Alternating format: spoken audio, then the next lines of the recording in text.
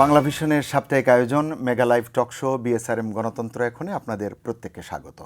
সুপ্রিয় দর্শক, আজকের অনুষ্ঠানটি বিএসআরএম গণতন্ত্র এখনের 269তম পর্ব। অনুষ্ঠানে আপনাদের প্রত্যেককে স্বাগত জানাচ্ছি। আমার সঙ্গে স্টুডিওতে আজকে অতিথি রয়েছেন 4 জন। আমার সঙ্গে রয়েছেন ডক্টর মোহাম্মদ আব্দুল মজিদ, সাবেক চেয়ারম্যান ও সাবেক সচিব এনবিআর। দুঃখিত, ডক্টর মোহাম্মদ আব্দুল মজিদ, সাবেক সচিব ও সাবেক চেয়ারম্যান এনবিআর। আমার বাঁধে রয়েছেন ডক্টর হাসান মনসুর, নির্বাহী পরিচালক পলিসি রিসার্চ ইনস্টিটিউট। তার বাঁয়ে রয়েছেন ডক্টর সাজ্জাদ জহির, নির্বাহী পরিচালক ইকোনমিক রিসার্চ গ্রুপ। একেবারে সর্বডানে রয়েছেন ডক্টর এম শামসুল আলম, জ্বালানি উপদেষ্টা ক্যাব। আপনাদের 4 জনকে স্বাগত জানাচ্ছি। সুপ্রিয় দর্শক, এছাড়া আমাদের সঙ্গে যোগ দিবেন সাবেক বাণিজ্যমন্ত্রী এবং বিএনপির স্থায়ী কমিটির সদস্য আমির খসরু মাহমুদ চৌধুরী। এছাড়া যুক্ত হবেন সিপিডির গবেষণা পরিচালক ডক্টর খন্দকার গোলাম মোয়াজ্জেম। সুপ্রিয় দর্শক, আমরা অনুষ্ঠানটি শুরু করতে যাচ্ছি। আজকে আমাদের বিষয় নির্ধারণ করা হয়েছে কেমন হলো বাজেট। আপনারা জানেন, স্বাধীন বাংলাদেশের 48তম বাজেট পেশ করা হয়েছে।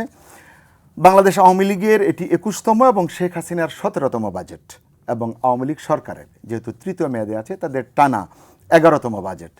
এই বাজেটের আকার আপনারা ইতিমধ্যেই জেনেছেন, 5,23,190 কোটি টাকা।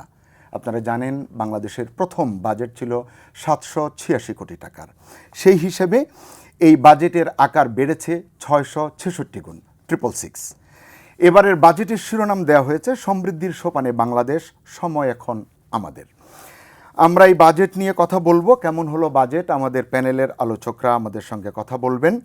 তবে তার আগে আমরা শুনবো একটি প্রতিবেদন। সেই প্রতিবেদন শোনার পরে আমরা আমাদের অতিথিদের কাছে যাব। চলুন প্রতিবেদনটি দেখি।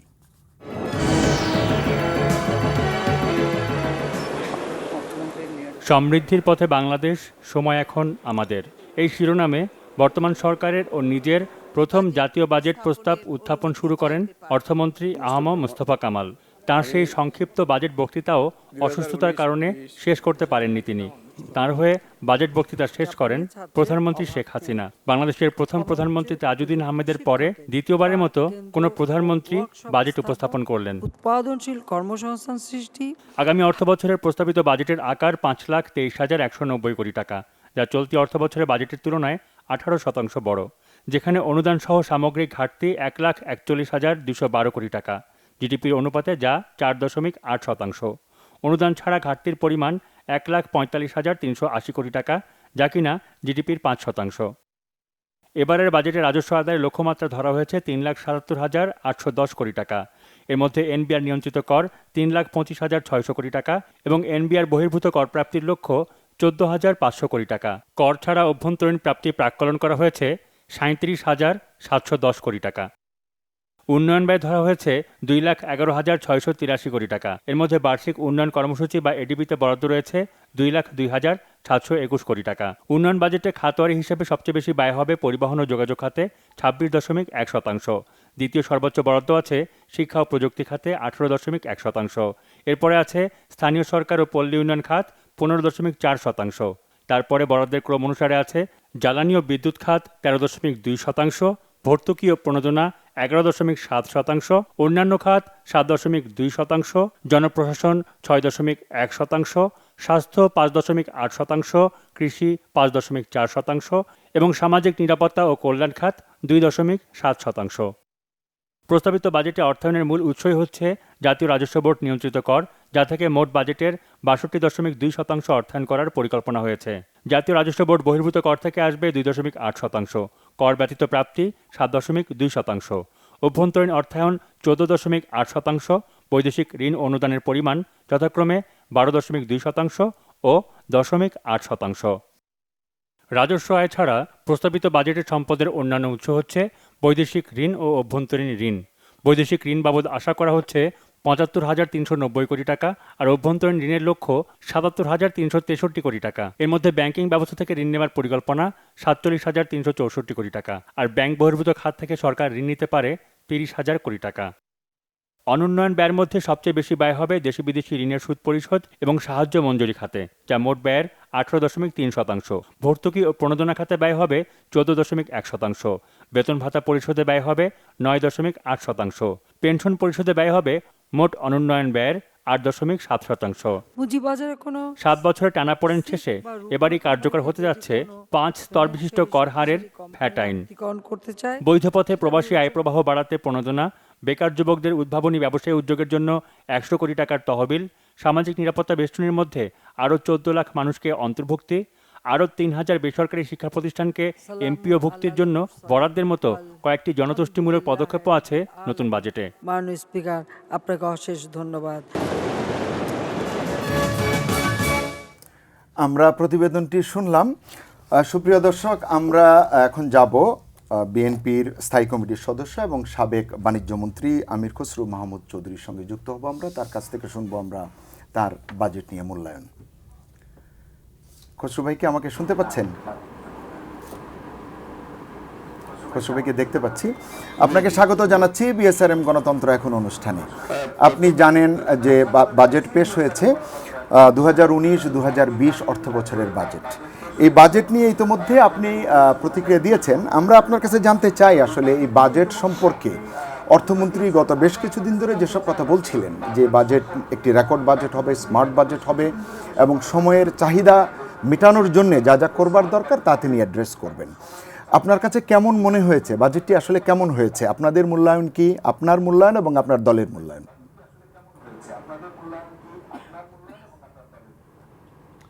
প্রথমত আপনাকে ধন্যবাদ। প্রথমত যে কথাটা আমাকে বলতেই হচ্ছে সেটা হচ্ছে দক্ষিণ এশিয়াতে বাংলাদেশে একমাত্র দেশ যেখানে একটি অনির্বাচিত সংসদে একটি অনির্বাচিত সরকার বাজেট পেশ করেছে। এই প্রেক্ষাপটে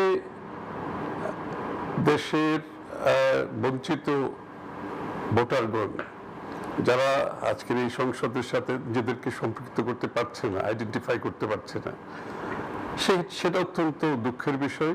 এবং সেই প্রেক্ষাপটে কিন্তু এখানে কতটুকু সুশাসন আসবে, যেখানে প্রতিনিধিত্বশীল একটি সরকার নাই, নির্বাচিত একটি সরকার নাই, সেখানে সুশাসনের বিষয়টা সন্দেহের থেকে যাচ্ছে। যাই হোক, সেটা অন্য বিষয়। যেহেতু দেশের একটি নির্বাচিত সরকার নেই, তাদের দেশের মানুষের কাছে জবাবদিহিতাও দায়বদ্ধতাও সেরকম নাই। বিধায় অনেকগুলো সিদ্ধান্ত আমরা দেখতে পাচ্ছি যেগুলো ইকোনমিক যে ডিসিপ্লিনের বাইরে গিয়ে অনেক কিছু করা হচ্ছে। প্রথমে আমাকে বলতে হচ্ছে যে আমাদের যে সামষ্টিক অর্থনীতিতে বহুদিন ধরে যে শৃঙ্খলাটা ছিল, মাইক্রো ইকোনমিক যে ডিসিপ্লিন, যে শৃঙ্খলা ছিল, আমার মনে হচ্ছে আমরা সেখান থেকে সরে যাচ্ছি ক্রমান্বয়ে। আপনি যদি দেখতে পান এখন বিনিয়োগ স্থবির হওয়াতে এখানে দেখা যাচ্ছে আপনার কর আহরণও কমে যাচ্ছে, কিন্তু সরকারি ব্যয় যেগুলো হচ্ছে সেগুলোর প্রায়োরিটি প্রশ্নবিদ্ধ, এবং এগুলো করতে গিয়ে একটি ঋণ নির্ভর অর্থনীতির সৃষ্টি হচ্ছে, এবং সেই ঋণটা নেওয়া হচ্ছে কিন্তু উচ্চ সুদে, বিশেষ করে ব্যাংকিং সিস্টেম থেকে, সেভিংস বন্ড সহ বাইরের ঋণ থেকে। কিন্তু এটা করতে গিয়ে যেটা হচ্ছে, এমনিতেই বাংলাদেশ ব্যাংকের যে অবস্থা, সেখানে লিকুইডিটি অত্যন্ত খারাপ এই মুহূর্তে। ব্যাংকিং সিস্টেমে কিন্তু তারল্য সংকট, ভীষণ তারল্য সংকট আমরা জানি, কারণ ব্যাংকের উপর জনগণ আস্থা হারিয়ে ফেলছে ক্রমান্বয়ে। সেখানে তারা ডিপোজিট করছে না, তারা ঋণগুলো আদায় করতে পারছে না, এবং তার উপরে যেটা হচ্ছে সেটা এই ব্যাংকিং সিস্টেম যেখানে তারুণ্যের এরকম সংকট, সেখান থেকে সরকারের আমি দেখলাম প্রায় 40,000 কোটি টাকা ঋণ নেওয়ার একটা প্ল্যান আছে। তার অর্থ হলো যে এখানে প্রাইভেট সেক্টরে ঋণ পাচ্ছে না, বিনিয়োগ হচ্ছে না, সেখানে তারুণ্যের উপরে সেখানে সরকার আবার প্রাইভেট সেক্টরকে বঞ্চিত করে 40,000 কোটি টাকা ঋণ নেবে উচ্চ সুদে। সেভিংস বন্ডের তো আছেই। অপরদিকে আপনি ক্যাপিটাল মার্কেট, যে আপনি শেয়ার বাজার বললেন, শেয়ার বাজারের অবস্থা আরো করুন আমাকে বলতে হবে। সেখানে আজকে সত্যিকার অর্থে ভালো উদ্যোক্তারাও যাচ্ছে না, ভালো বিনিয়োগকারীও যাচ্ছে না। সুতরাং সেই সোর্স থেকেও যে আপনি বিনিয়োগ নিয়ে আসবেন তারও কিন্তু কোনো সুযোগ নেই। এর কারণে যেটা হচ্ছে সরকারের উচ্চ সুদে ঋণ এবং ঋণের ভারে যে মূলত পুরো বাজেটটা আমার কাছে মনে হচ্ছে একটা ঋণ নির্ভর বাজেট এবং অর্থনীতিকে একটা ঋণ নির্ভর অর্থনীতিতে পরিণত করা হচ্ছে এবং যে প্রাইভেট সেক্টর চালিত যে যে উন্নয়নের কথা আমরা বহুদিন ধরে বলে আসছি, যে রিফর্মস গুলো আমরা বিএনপি সরকারের সঙ্গে করেছি, যে private sector led growth, export led growth, আমার কাছে মনে হচ্ছে এগুলো এখন বাধাপ্রাপ্ত হচ্ছে। তারপরে আপনার সবচেয়ে বড় কথা হচ্ছে যে ব্যালেন্স অফ পেমেন্ট অলরেডি ঋণাত্মকে চলে গেছে, যেটা বহুদিন ধরে সারপ্লাস ছিল। তারপরে যে এই ঋণের যখন রিপেমেন্ট শুরু হবে তখন কিন্তু ব্যালেন্স অফ পেমেন্ট যে জায়গায় গিয়ে দাঁড়াবে সেটা কিন্তু একটা কঠিন অবস্থায় দেশ পড়বে এবং দেশের মানুষকে কিন্তু সেই বোঝা বইতে হবে আগামী দিনে। তো সামষ্টিক অর্থনীতিতে যে ডিসিপ্লিনটা এসেছিল বহুদিন ধরে, যার কারণে বাংলাদেশের অর্থনীতি কিন্তু আজকে এখানে এসে দাঁড়িয়েছে, সেই ডিসিপ্লিনটা কিন্তু নষ্ট হয়ে গেছে আমার মনে হয়। আর দ্বিতীয়ত যে প্রবৃদ্ধির যে কথাগুলো বলা হয় সব সময়, যে ফিগারগুলো দেওয়া হচ্ছে, এগুলো তো আমি প্রশ্নবিদ্ধ করছি না, এগুলো মাল্টিল্যাটারাল বডি থেকে শুরু করে অর্থনীতিবিদরা সকলেই প্রশ্নবিদ্ধ করছে। কারণ আপনি যদি দেখেন যে সূচক প্রবৃদ্ধির সাথে যে যে সম্পৃক্ত যে সূচকগুলো আছে, সেই সূচকগুলো কিন্তু এই প্রবৃদ্ধিকে জাস্টিফাই করে না কোনো মতে। কারণ যেখানে বিনিয়োগ স্থবির হয়ে গেছে, যেখানে আপনার হিউজ আনএমপ্লয়মেন্ট, এখানে কিন্তু আইএলওর একটা স্টেটমেন্ট আমি দেখলাম যে দক্ষিণ এশিয়াতে সবচেয়ে বেশি আনএমপ্লয়মেন্ট কিন্তু বিশেষ করে শিক্ষিত যুবকদের, সেখানে আনএমপ্লয়মেন্ট থাকলে তো আপনার কনজাম্পশন কমবে, তো কনজাম্পশন বাড়ছে কোত্থেকে? আপনি বিনিয়োগও হচ্ছে না, আনএমপ্লয়মেন্টের কারণে এমপ্লয়মেন্ট বাড়ছে না, তারপরে দেখা যায় ক্যালোরি পার হেড কনজাম্পশনও আমি দেখলাম কমে গেছে, তারপরে আপনার রিয়েল ইনকাম কমে গেছে, তাহলে কনজাম্পশনটা কোত্থেকে আসছে? বিনিয়োগ হচ্ছে না, কনজাম্পশন হচ্ছে না, ইম্পোর্ট এক্সপোর্টের চেয়ে অনেক বেশি বেড়ে গেছে। গভর্নমেন্ট এক্সপেন্ডিচার যদি আপনি হিসাব করেন তাহলে দেখবেন 55% এপ্রিল পর্যন্ত খরচ করতে পেরেছে, এবং সেটা আমার মনে হয় যদিও বা তারা 2 মাসের মধ্যে যে খরচটা দেখায় অতিরিক্ত, এটা তো আসলে ইনভেস্টমেন্ট হয় না, আমরা সবাই জানি এই টাকাগুলো কোথায় যায়। এবং এই টাকাগুলো খসরু ভাই, এই প্রজেক্টগুলো আবার রিভিউ করতে গিয়ে আমরা দেখতে পাচ্ছি এগুলো। খসরু ভাই, আপনার কথা শুনছিলাম। আপনি জানেন যে আমাদের অর্থমন্ত্রী আহমদ মোস্তফা কামাল গত বাজেট পেশ করবার কিছুদিন আগে থেকেই তিনি বলছিলেন, যে কথা আমি শুরুতেও বলেছি, এবং তিনি স্পষ্ট করে বলেছেন যে তার প্রথম বাজেট দিয়ে তিনি 16 কোটি মানুষের কাছে পৌঁছাতে চান, 16 কোটি মানুষের স্বপ্ন পূরণের অঙ্গীকার। আপনার কি মনে হয় 2019-2020-এর যে নতুন বাজেট পেশ করা হলো, এটি গণমানুষের প্রত্যাশা কতটা পূরণ করতে পেরেছে? আপনি যে খাতগুলো নিয়ে কথা বলেছেন, এটি এর বাইরে যদি আপনি একটু শিক্ষা স্বাস্থ্যে একটু নজর দেন। হ্যাঁ, ঠিক আছে। আমি তো প্রথমে বলেছি গণমানুষের প্রত্যাশা পূরণে প্রথমে বাংলাদেশের সাধারণ মানুষের যদি জীবনযাত্রার মান আপনাকে উন্নয়ন করতে হয়, আপনাকে কর্মসংস্থান সৃষ্টি করতে হবে। কর্মসংস্থান সৃষ্টি করলে আপনার শিক্ষা এবং হিউম্যান রিসোর্স ডেভেলপমেন্টের জন্য, যে মানব সম্পদ উন্নয়নের জন্য যে কাজগুলো, স্কিল ডেভেলপমেন্ট, শিক্ষার ক্ষেত্রে বিনিয়োগ, স্বাস্থ্যের ক্ষেত্রে বিনিয়োগ, আজকে মানব সম্পদ উন্নয়নে আমার মনে হয় আমার ভুল না হলে 156 কে 157-তে আমাদের অবস্থান আছে। তো সুতরাং আপনি জনগণের উন্নয়নের কথা যদি বলতে যান, জীবনযাত্রার মানের কথা যদি বলতে, তাদের জন্য আপনি কর্মসংস্থান সৃষ্টি করতে হবে, তাদের শিক্ষা স্বাস্থ্যকে মাধ্যমে, মানব সম্পদ উন্নয়নের মাধ্যমে তাদের জীবনযাত্রার মান বাড়িয়ে সার্বিকভাবে দেশের উন্নয়ন করা সম্ভব। আজকে সেইটা তো বাংলাদেশে হয়নি, বরঞ্চ ঠিক উল্টোটাই হচ্ছে। বাংলাদেশের আজকে আনএমপ্লয়মেন্ট সবচেয়ে হাইয়েস্ট। আপনি আইএলওর যে স্টেটমেন্ট আমি দেখলাম, সাউথ এশিয়াতে সবচেয়ে, বিশেষ করে শিক্ষিত যুবকরা এখানে চাকরি পাচ্ছে না। তাহলে মান উন্নয়নের যেখানে বিষয়গুলো আছে, কর্মসংস্থানের যে বিষয়গুলো আছে, তারপর শিক্ষার ব্যাপারে বাংলাদেশের শিক্ষার মান কোথায় নেমেছে এটা তো আমার বলার প্রয়োজন নাই। এইগুলো সমাধানের জন্য আপনি কি পরামর্শ দেবেন? প্রতিনিয়ত শিক্ষা প্রতিষ্ঠানগুলোতে যে ধরনের যে সমস্যাগুলোর কথা আপনি বললেন, এই সমস্যাগুলো থেকে উত্তরণে আপনার পরামর্শ কি? এবং ছোট করে চাকরির ক্ষেত্রে যে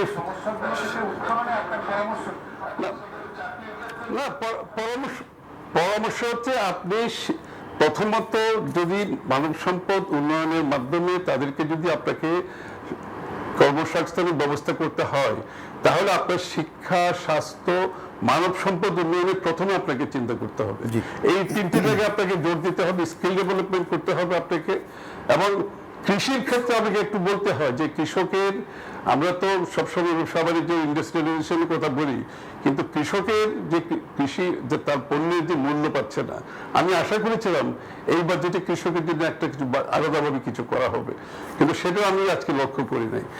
যারা আপনার প্রাইভেট সেক্টর বিনিয়োগের মাধ্যমে যে সত্যিকার যে উন্নয়ন যেটা আমরা দেখতে পাচ্ছি, যেটা real private sector lad growth, যেটা যার মাধ্যমে বাংলাদেশের অর্থনীতি কিন্তু এখানে এসছে, আজকে তারা ঋণ সুবিধা থেকে বঞ্চিত হচ্ছে, স্টক মার্কেটে বিনিয়োগ থেকে বঞ্চিত হচ্ছে, এবং বাংলাদেশের অর্থনীতি মূলত, আমার যদি একটু শক্ত কথা বলতে হয় তাহলে এটাই বলতে হয় যে একটা শ্রেণীর হাতে কুক্ষিভূত হয়ে গেছে, যে শ্রেণীটা শুধু বাংলাদেশের অর্থনীতি নিয়ন্ত্রণ করছে। খসরু ভাই, আপনাকে অনেক ধন্যবাদ।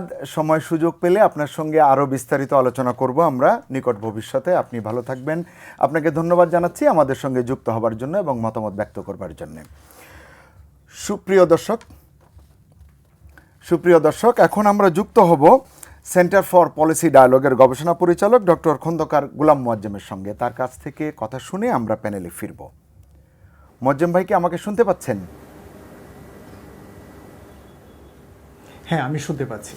মোয়াজ্জেম ভাই, আপনার কাছে একটু ছোট্ট করেই জানতে চাই, আসলে ব্যাপক আলোচনা হয়তো এখন আজকে করা যাবে না। আপনারা যে বাজেট পেশ করবার আগে যে কথাগুলো বলেছিলেন, আপনাদের প্রতিষ্ঠানের পক্ষ থেকে বলেছিলেন যে দেশের সামষ্টিক অর্থনৈতিক অবস্থা নিয়ে যে মন্তব্যটি করেছেন ডক্টর দেবপ্রিয় ভট্টাচার্য, সিবিডির পক্ষ থেকে যে কথাটি এসছে, আপনার কাছে আমার একটি প্রশ্ন, বাজেটে এই প্রশ্নের আলোকে, আপনাদের যে ফাইন্ডিংস, এর আলোকে বাজেটে এই বিষয়গুলো যথাযথভাবে অ্যাড্রেস করা হয়েছে কিনা, বা কেমন হয়েছে এই বাজেট? আমরা আসলে আজকে সারাদিনই বাজেট বক্তৃতার পর থেকেই এই প্রশ্নগুলোরই উত্তর খুঁজছিলাম পুরো বাজেট ডকুমেন্টগুলোতে। বিভিন্ন রকমের ডকুমেন্ট আমরা হাতে পেয়েছি, কিন্তু আমাদের মূল জায়গাটি ছিল যে নতুন মাননীয় অর্থমন্ত্রী যে বাজেটটি পেশ করলেন, অংশ তো পেশ করলেন, তো সেই জায়গাতে এই বিষয়গুলো কতটা উল্লেখিত হয়েছে। কিন্তু আমাদের দুঃখজনকভাবে আমাদের কাছে মনে হয়েছে যে এই বিষয়গুলোকে পর্যাপ্তভাবে বাজেট ডকুমেন্টে নজর দেওয়া হয়নি। আপনি যদি সামষ্টিক অর্থনীতির কথা বলেন, তাহলে সিপিডি থেকে যে ঋণের দায় বাড়ছে এবং সেটাকে মেটানোর জন্য যে এক ধরনের উদ্যোগ, সেটাকে আমরা খুঁজতে গিয়ে দেখছি যে আগামী অর্থ বছরে সরকার যেটি টার্গেট করছেন, সেখানে অভ্যন্তরীণ রাজস্বের ক্ষেত্রে নতুন যে ইনস্ট্রুমেন্ট আসতে যাচ্ছে, ভ্যাট বাস্তবায়ন, সেখানে লক্ষ্যমাত্রা গত অর্থবছরের চেয়ে বরঞ্চ কমিয়ে ধরা হয়েছে। এবং এক্ষেত্রে যেটি দেখতে পাচ্ছি যে ব্যাংক ব্যবস্থা থেকে আরও বেশি ঋণ নেবার কথা বলা হয়েছে, যেখানে বেসরকারি খাত এখনই ঋণের সমস্যায় ভুগছে, সেখানে আগামী অর্থ বছরে যদি সরকার ব্যাপকভাবে ঋণ নেবার চেষ্টা করেন, তাহলে ব্যাংক থেকে বেসরকারি খাতের উপরে আরও চাপটি বাড়বে বলে আমাদের কাছে মনে হয়। আমাদের কাছে মনে হয় না যে এনএসডি সার্টিফিকেটের যে নিম্ন লক্ষ্যমাত্রা ধরা হয়েছে সেটি আসলে বছর শেষে রাখা যাবে। মোট কথা হলো যে সুদজনিত ব্যয় এই অর্থ বছরের চেয়ে আগামী অর্থ বছরে আরও প্রকটতর হবে, এটি মনে হয়।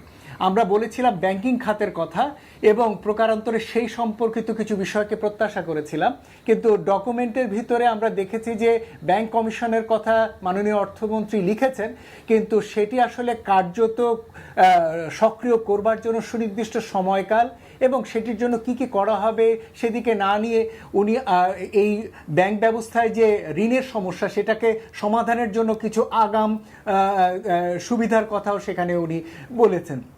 পুঁজিবাজারের ক্ষেত্রে আমাদের সংস্কারের জন্য যা দরকার তার বিপরীতে গিয়ে আমরা দেখতে পেয়েছি আরও ইনসেন্টিভ দেওয়ার ঘোষণা এসছে। আমরা জানি না যে এই সমস্ত দিয়ে পুঁজিবাজারে কতটুকু উন্নয়ন ঘটানো যাবে এই পরিস্থিতিতে, সেটা আমাদের কাছে পরিষ্কার না। সর্বশেষে বেসরকারি বিনিয়োগ বৃদ্ধির জন্য যে সমস্ত উদ্যোগগুলো আমরা দেখতে পাচ্ছি, সেখানে মূলত আমরা দেখতে পাচ্ছি বড় বা বৃহৎ আকারের গ্রুপ অফ কোম্পানিজ বা বড় আকারের বিনিয়োগকারী, তাদের জন্য বিভিন্ন রকমের ছাড় দেওয়া হয়েছে, এমনকি কালো টাকা সাদাকরণের ছাড় দেওয়া হয়েছে এসইজেডগুলোতে বিনিয়োগের জন্য, যেটা মূলত বড় বিনিয়োগকারীরাই হয়তো এই সুবিধাটি নিতে চাইবেন। কিন্তু ক্ষুদ্র বিনিয়োগকারী এসএমই তাদের জন্য যে সমস্ত ছাড় দেওয়া হয়েছে সেটা সনাতনী যেগুলো রয়েছে তার ভিতরে রয়েছে, কিন্তু নতুন উদ্যোক্তাদের জন্য শুধুমাত্র আমরা 100 কোটি টাকার একটি ফান্ড দেখতে পেয়েছি। কিন্তু এর বাইরে বড়ভাবে বেসরকারি বিনিয়োগকারী নতুন উদ্যোক্তা যাদের আমরা এই খাতে চাই তাদের জন্য খুব বড় কিছু এখানে দেখতে পাইনি। মোট কথা আমাদের কাছে মনে হয়েছে যে একজন নতুন প্রধানমন্ত্রী হিসেবে, নতুন অর্থমন্ত্রী হিসেবে বাজেটে আরো বেশি আমাদের প্রত্যাশা ছিল, যেখানে নতুন সরকার তার একটি নির্বাচনী ম্যানিফেস্টো রয়েছে, সপ্তম পঞ্চবার্ষিক পরিকল্পনার শেষ বছর, এসডিজি বাস্তবায়ন করছেন সরকার, সবকিছু মিলে একটা বড় প্রত্যাশা ছিল। কিন্তু এক ধরনের গতানুগতিক ডকুমেন্টই আমরা আসলে পড়তে শুনলাম। জি, মজেম ভাই আপনাকে ধন্যবাদ জানাচ্ছি। বাজেটের বিভিন্ন বিষয় নিয়ে আপনার সঙ্গে আশা করছি যে খুব শিগগিরই আমরা হয়তো আবারও কথা বলবো। আমাদের সঙ্গে যুক্ত হওয়ার জন্য আপনাকে অনেক ধন্যবাদ। সুপ্রিয় দর্শক, আমরা এখন একটু প্যানেলে ফিরতে চাই। আমাদের 4 জন অতিথিকে এতক্ষণ অপেক্ষা করিয়ে রেখেছি, আমি দুঃখ প্রকাশ করছি। তাদেরকে আমরা হয়তো পরে পাবো না, এই কারণে এই কথা বলে নিলাম। হাসান মনসুর ভাই, আপনি যদি শুরু করেন, আমি আর বড় করে প্রশ্ন করতে চাই না, সময় বাঁচাতে চাই। কেমন হয়েছে বাজেট? মজ্জেবের সুর ধরেই বলতে হবে যে এটাকে একটা বাজেট, কিন্তু গতানুগতিকতা তো থাকবেই। জি। কারণ বাজেট একটা বড় দলিল, বাজেট একটা লাইক এ সুপার ট্যাঙ্কার। এটা কিন্তু চাইলেই আমি এখানে বাদ দিয়ে দিতে পারবো না। যেটা প্রজেক্টগুলো আছে, যে ব্যয়গুলো আছে, সেই ব্যয়গুলোকে রাখতেই হবে। সাথে হয়তো আমি নতুন কিছু জিনিস অ্যাড করতে পারি, হয়তো কোথাও একটু কমিয়ে দিতে পারি, এর বাইরে কিন্তু যাওয়া যায় না। আমি বলতে পারবো যে পেনশনকে আমি অর্ধেক করে দিলাম, আমি বলতে পারবো না আমি আমার এডুকেশন খাতে আমি দ্বিগুণ করে দিলাম, কোথা থেকে দেবো? তো এইখানে আমাদের সম্পদের লিমিটেশনস আছে। অ্যাট দ্য সেম টাইম যে কমিটমেন্টগুলো আছে সেগুলোকে তো বাস্তবায়ন করতেই হবে। আমাকে সুদ তো দিতেই হবে, ওখানে তো কেউ মাপ নাই। আমার বেতন ভাতা দিতে হবে, জি, আমাকে পেনশন দিতে হবে। তো এগুলো দেওয়ার পরে তারপরে থাকে ডিসক্রিশনারি কম্পোনেন্টস যেগুলো, সেগুলো নিয়ে বাজেট করতে হয়, এবং সেখানেও চলমান জিনিসগুলোকে বাদ দিয়ে দেওয়া যায় না। কাজেই বাজেটের প্রসেসটাই হচ্ছে বাই ইনহেরেন্ট নেচার এটা একটা ইনক্রিমেন্টাল প্রসেস। এবং আজকে যেটা আমি শুরু করব, হয়তো 10 বছর পরে সেটা আস্তে আস্তে বড় করতে পারবো। জি। কিন্তু এখনই কিন্তু সেটা সম্ভব হয় না। কাজে এটাকে আমাদের মনে রাখতে হবে, বাজেটের গতানুগতিকতা থাকবে। জি। এখন সেই প্রেক্ষাপটটা ধরেই নিলাম। জি। এখন যে জিনিসটা গতানুগতিকতা আমরা একটু কম দেখতে চাচ্ছিলাম, সেটা হচ্ছে যে অবিশ্বাস্য রকমের রাজস্ব আহরণ টার্গেট। সেখানে আমরা একটা সংযত একটা টার্গেট, একটা রিয়েলিস্টিক টার্গেট আশা করেছিলাম, সেটা কিন্তু হয় নাই। আমরা দেখতেছি যে এনবিআর এর ক্ষেত্রে যদি আমরা ধরি, এবছরেরটা দিয়েই তো আমরা আগামী বছরকে জাজ করব। জি। এবছরে 2,95,000 কোটি টাকার জায়গায় তারা খুব ভাগ্যবান হবে যদি 2,25,000 কোটি টাকা সংগ্রহ করতে পারে। 70,000 কোটি টাকা চোখ বন্ধ করে কেটে ফেলেন ওখান থেকে। সরকার বলছে 2,80,000 কোটি টাকা, কিন্তু সেখান থেকে আরো 60,000 কোটি টাকা বাদ হবে। এটি তো আজকে ঘোষণা করা হলো, কিন্তু হাতে তো ক্ষমতা রয়েই গেল সংশোধন করবার, অতীতে যা হয়েছে। না, সেই সংশোধন তো, ওই বড় সংশোধন করে তো পুরো বাজেটই নষ্ট হয়ে যাবে, সেটা সম্ভব না। 1-2 হাজার কোটি টাকা করা যেতে বেশ পারে, খানিকটাই তো কিন্তু কম। এখানে জি। 50-60-70 হাজার কোটি টাকা তো সংশোধন সম্ভব নয়। জি। এটা জেনে শুনেই করা হয়েছে। আচ্ছা। এটা এনবিআর সবাই জানে। এনবিআর বলেছে নিজেরাই যে তাদের 50,000 কোটি টাকার এই বছরের শর্টফল আছে 10 মাসে, আর আগামী 2 মাসে আরও 20,000 কোটি টাকা চোখ বন্ধ করে হবে, কারণ এই 2 মাসে সবচেয়ে বেশি রেভিনিউ হয় এবং শর্টফলও বেশি হবে। সেই হিসাবে সব কিছু তো হিসাবের মধ্যে আছে। কাজে সেটা কিন্তু জানাই যে 70,000 কোটি টাকা শর্টফল হবে, তার সত্ত্বেও তারা এটা ধরেছে। ফলে প্রকৃতপক্ষে বাজেটের রাজস্ব প্রবৃদ্ধি হবে 1,25,000 ধরি 40% উপর। এনবিআর কোনোদিনও সেটা পারে নাই, আগামীতেও পারবে না। এটাই হচ্ছে বাস্তবতা।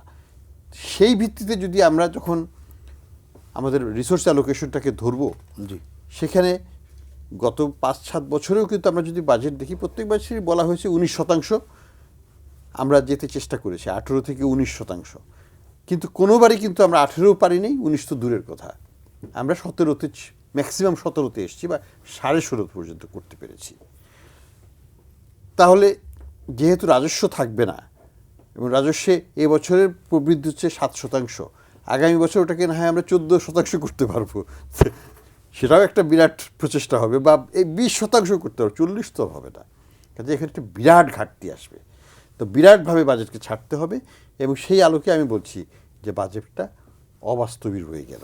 এখানে বাস্তব করা সম্ভব ছিল, অনেক জায়গায় করা সম্ভব না, আগেরটাতে যেটা বললাম, জি, ড্রামাটিক কোনো চেঞ্জ করা সম্ভব না, কিন্তু এটাকে সব চেঞ্জ করা সম্ভব ছিল, জি। কিন্তু সেটা হয়নি। জি, আবারও আসবো আপনার কাছে। সাজ্জাদ জহির ভাই, যেভাবে আহসান মনসুর ভাই বলছিলেন, আপনার কাছে আমি জানতে চাই, অর্থমন্ত্রী তার বক্তব্যে যেটি বলেছেন যে এটি আসলে 1 বছরের জন্য, 1 অর্থ বছরের জন্য বাজেট নয়, তার লক্ষ্যমাত্রা রয়েছে 2041-এ বাংলাদেশ যেখানে যেতে চায় সেটিকে লক্ষ্য রেখে।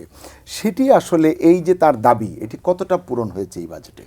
আমি ওনার একটা কথা তুলছি, মনসুর ভাই যে পয়েন্টটা তুললেন যে রাজস্ব আদায় সম্ভব কি সম্ভব না, এর সাথে আমার মনে হয় একটা মৌলিক অ্যাসাম্পশন মানে কর্তৃপক্ষের যে নেটটা বাড়বে, যেটা উনি স্পষ্টভাবেই বলেছেন যে এক্সিস্টিং ট্যাক্স পেয়ার্সদের উপরে চাপ না দিয়ে এই নেটটা বাড়ানোর মাধ্যমে, এবং হয়তো মজিদ আরও বলতে পারবে যে যেভাবে কর প্রশাসনে মানে নতুন লোককে নেওয়া হচ্ছে সেটা যদি সর্বত্র ছড়িয়ে দেওয়া হয় কার্যকরভাবে, এবং বেশ কিছু প্রণোদনা কিন্তু ইভেন এই বাজেটেও আছে সরকারি কর্মকর্তাদের জন্য।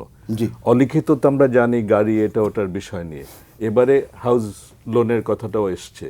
সুতরাং ওই জায়গাটার ব্যাপারে আমি একটু চিন্তা করতে বলছি যে রাজস্ব আদায় কি বাড়বে কিনা, এটা মজিদ বলতে পারবে এটা যে বাড়বে না এর অত্যাচার বাড়বে। না, অত্যাচার বাড়বে, রাজস্ব আদায় বাড়া মানেই হচ্ছে কিন্তু অত্যাচার বাড়া, এটাও মানতে হবে। কারণ But অহেতুক চাঁদাবাজি অত্যাচার আর বাড়বে। কর আদায় এর ভিতরে কিন্তু খুব সাটল একটা লিগ্যাল ডিফারেন্স। জি, তো ওই আলোচনায় আমি ঢুকবো না, কিন্তু মূল কথাটা হচ্ছে যে আমার মনে হয় প্র্যাকটিক্যালি আমি যদি মানে অর্থমন্ত্রীর জায়গাতে দাঁড়িয়ে যদি নাইভ হোক আর যাই হোক, যদি মনে করি যে আসলে আমি আমার কর প্রশাসনকে বৃদ্ধি করা, এটা কিন্তু একটা চিন্তা চলছে, এবং বহু বছর আগের থেকে কিন্তু এটা বিতর্কে উঠতো, যেটা আমি ব্যক্তিগতভাবে তুলেছিলাম যে ট্যাক্স কালেকশন পলিসি আর ট্যাক্স পলিসির ভিতরে একটা তফাৎ আছে। ট্যাক্স কালেকশনে আমরা কি প্রতিষ্ঠানগুলোকে দায়বদ্ধ করে তার মাধ্যমে কি আমি অন্য ব্যক্তিকে কানেক্ট করব, নাকি আমি সরাসরি ব্যক্তিকে টার্গেট করে মানে কর প্রশাসন ডাইরেক্টলি ব্যক্তির সাথে ডিল করবে? এই জায়গায় যে মনে হয় আমরা বারবার করে ব্যক্তির উপরে আক্রমণটা করছি, এবং যে জন্য যেটুকু সম্ভব সেখানে একটা ফেইলিওর হচ্ছে, এবং আসলে কিন্তু সিস্টেমটাকে আমরা যেটাকে মোটামুটি বলি সুশীল পর্যায়ে আনতে পারছি না, কারণ ওই প্রশাসন এবং মিসগভর্নেন্সগুলো ইনহেরেন্ট থেকে যাচ্ছে। এটা আমি জাস্ট আগের প্রশ্নটাতে আসছি যে লং টার্মের প্রেক্ষিতে আমার কাছে কিন্তু কিছু কিছু জায়গায় মনে হয়েছে যে এবারের বাজেটের গতানুগতিক কতগুলো জিনিস আদার দেন যেটা মনসুর ভাই তুলছিলেন যে আসলেই থাকবে, কিন্তু কিছু কিছু জিনিস আছে যেটা দীর্ঘদিন ধরে মুহিত সাহেবের সময় যে পলিসিগুলো চলছিল, যেমন বাইরের লোক পাঠাও, স্কিল ডেভেলপ করে বাইরের লোক পাঠাও, রেমিটেন্স আসবে, সেই রেমিটেন্সটাকে যেমন 2% ইনসেন্টিভ বোনাস দেওয়া হলো, রেমিটেন্স বাড়ানোর মাধ্যমে বাকি জিনিসগুলোকে মিট করার চেষ্টা করা, এটা হচ্ছে একটা দিক। এর সাথে যদি আমি অ্যাসিউম করি যে আসলে যেটা 2020, 30, 41 যেভাবেই দেখি না কেন, এটা লার্জলি একটু আগে আমাদের ভিতরে আলাপ হচ্ছিল যে কিছু কিছু ডিসিশন আসলে আরও উচ্চ পর্যায়ের ডিসিশন, এরকম ইনফ্রাস্ট্রাকচার, কানেক্টিভিটির নামে, সেটা রেল হোক, সেটা ইভেন ঢাকার উন্নয়নও হোক, এই জিনিসগুলো যদি ওই পর্যায়ে হয়ে থাকে, এটা তো মেনে নিতেই হবে যে অবকাঠামোর পিছনে একটা বড় আকারের কমিটমেন্ট, এর থেকে পিছু পাওয়ার কোনো সুযোগ নেই। সেই কনস্ট্রেন্টের ভিতরে থেকে আমার কাছে যেটা মনে হচ্ছে এই বাজেটে কিন্তু কতগুলো জায়গাতে মানে অবভিয়াসলি ব্যাংকিং জায়গাতে কনসেশনটা দিচ্ছে, এই কনসেশন দেওয়ার ফলে ব্যাংক থেকে লুটপাট করা ব্যক্তিরা হঠাৎ করে শিল্পপতি হয়ে উঠবে কিনা টাকা পাচার না করে, এটা দেখার বিষয়।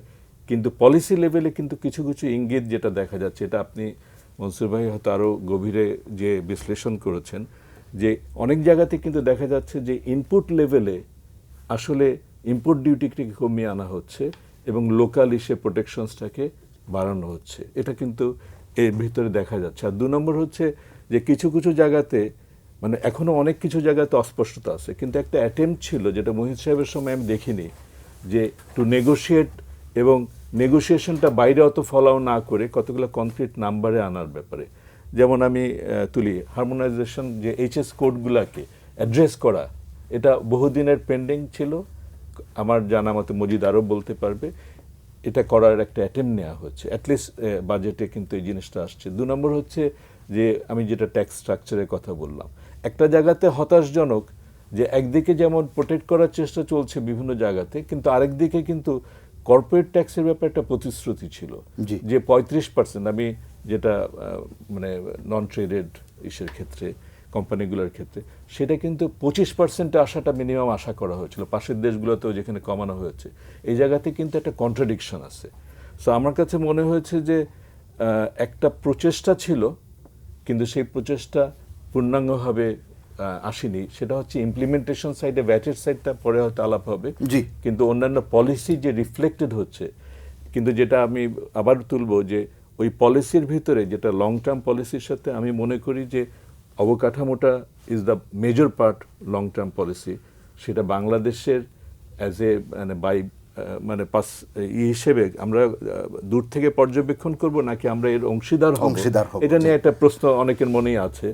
আর অন্য দিক থেকে এটা কার্যকর করার জন্য যে প্রশাসনের উপর নির্ভর করছে, সেই প্রশাসনকে এই যে প্রণোদনা দেয়া হচ্ছে সেটা কি ঘুষ দেওয়ার মতো হবে, নাকি সেটা আসলে ইনসেনটিভটাকে এবং দক্ষতাটাকে বাড়াবে? এই জায়গাতে যে আমার মনে হয় একটা বড় ফেলিওর, কিন্তু আমরা এই বাজেটে আমি আশা করেছিলাম যে একটা পর্যালোচনা হবে। উনি ওনার যাত্রা শুরুতে একটা পর্যালোচনা করবেন যে এ পর্যন্ত যা হয়েছে আমি এখান থেকে শুরু করছি, এটা করেন। জি, আবারও আসবো। জি, আপনার কাছে কি মনে হয় যে নতুন অর্থমন্ত্রীর নতুন বাজেট, ডক্টর খন্দকার গোলাম মজিম বলেন যে অংশ তো পেশ করেছেন, বাকিটা আপনি জানেন যে মাননীয় প্রধানমন্ত্রী পড়েছেন। জি, আপনার মূল্যায়ন শুনতে চাই। ধন্যবাদ। আমি জহিরের শেষ কথার থেকেই করি। সাধারণত একটি সরকার, নতুন বাজেটে ওই যে বিড়াল প্রথম রাতেই মারতে হয় বলে যে একটা যে কথা আছে, প্রথম বাজেটেই কিন্তু ওই আগের বিষয়গুলোর, বিশেষ করে চলমান সংস্কার আন্দোলনগুলোর ক্ষেত্রে একটা পর্যালোচনামূলক এবং একটু নতুন কিছু ইঙ্গিত দেওয়ার যে সুযোগটি ছিল, সেই সুযোগটি পুরোপুরি হয়তো প্রতিফলিত হয়নি। এখানে অনেক প্রত্যয় ও প্রতিশ্রুতির কথা বলা হয়েছে, কিন্তু সেগুলো গতি কিছুটা তো বটেই, কেননা বাজেট তো একটি ধারাবাহিক প্রক্রিয়ায় ইনক্রিমেন্টাল পদ্ধতিতে হয়ে থাকে। এখানে রাতারাতি নাটকীয়ভাবে কিছু বলার কিছু নাই, কিন্তু তারপরও এর ভিতরে এমন কিছু কৌশল বা এমন কিছু পদক্ষেপের ইঙ্গিত দেওয়ার সুযোগ ছিল, বা যেটা দিলে পর ওই যে 2021 বলছেন বা 2040 যেটা আপনি কোথা থেকে শুরু করলেন, সেটার একটা নির্দেশনা পাওয়া যেত। কিছু যে সংস্কারের কথা বা যুগধর্ম আচার এই কিছু বিষয় যে বলা হয়নি তা না, কিন্তু সেটা আরও বেশি স্পষ্টীকরণের এবং তার ভিতরে আরও বেশি প্রতিশ্রুতির, যেটা আমরা প্রায়শই বলে থাকি রাজনৈতিক প্রতিশ্রুতি। কিছু কিছু বিষয় আছে কিন্তু সার্বিকভাবে পলিটিক্যাল কমিটমেন্টটাই বিশেষ প্রয়োজন হয়। কেননা দেখেন, একটা সময় ছিল রাজনীতি মুখ্য ছিল, পরে অর্থনীতি রাজনীতি, এরকম একটা অবস্থার ভিতর দিয়ে এসে এখন কিন্তু একটা যুগমান যুথবদ্ধ একটা পরিস্থিতির ভিতরে কখনো কখনো অর্থনীতি রাজনীতিকে নিয়ন্ত্রণ করছে, কখনো রাজনীতি নিয়ে অর্থনীতিকে ঠেকাবার চেষ্টা করছে। ঠিক এইরকম একটা সময়ে এই নতুন সরকারের একটা প্রথম বাজেট এবং নতুন অর্থমন্ত্রী, এবং তিনি বেশ কিছুদিন যাবৎ যেভাবে বলছিলেন সেটার কিছু কিছু কথা এসেছে, কিন্তু আরও বেশি স্পষ্ট হওয়ার অবকাশটা ছিল বলে আমাদের কাছে মনে হয় আর কি, হতে পারে। তবে আমাদের বাজেটের আকার এবং সব কিছুর ভিতরে যে বিষয়টা থাকে সেটা হচ্ছে বাজেটের আকার কিন্তু আরও বড় হতে পারে। এটা আমরা সবসময় দেখছি। ওই যে বড় জোর 18% জিডিপির মধ্যে আমরা ঘোরাফেরা করছি, আমরা 25-24 পর্যন্ত যাওয়ার স্কোপ বা অবস্থা ছিল। আমার অর্থনীতির অন্যান্য আকার যা বলে, সাইজ যা বলে, কিন্তু 17-18-তে থেকেই তাই আমরা এটাকে বড় বড় বলছি বা উচ্চাভিলাষী বলছি। কেন বলছি?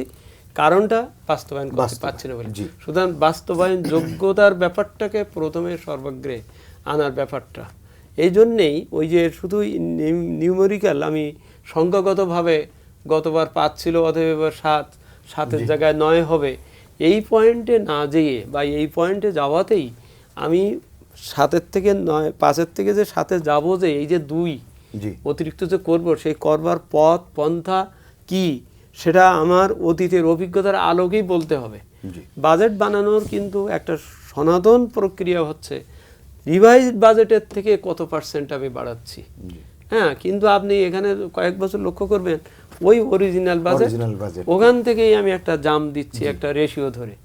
যেমন এই যে খুব সিম্পল ভাবেই দেখা যায় যে যেখানে এনবিআর ট্যাক্সের কথাই বলি না, টোটালটাই বলি, টোটাল ট্যাক্স রেভিনিউ যেটা 339 যেখানে বাজেট ছিল সেটাকে কমিয়ে 316 করতে হচ্ছে আর কি।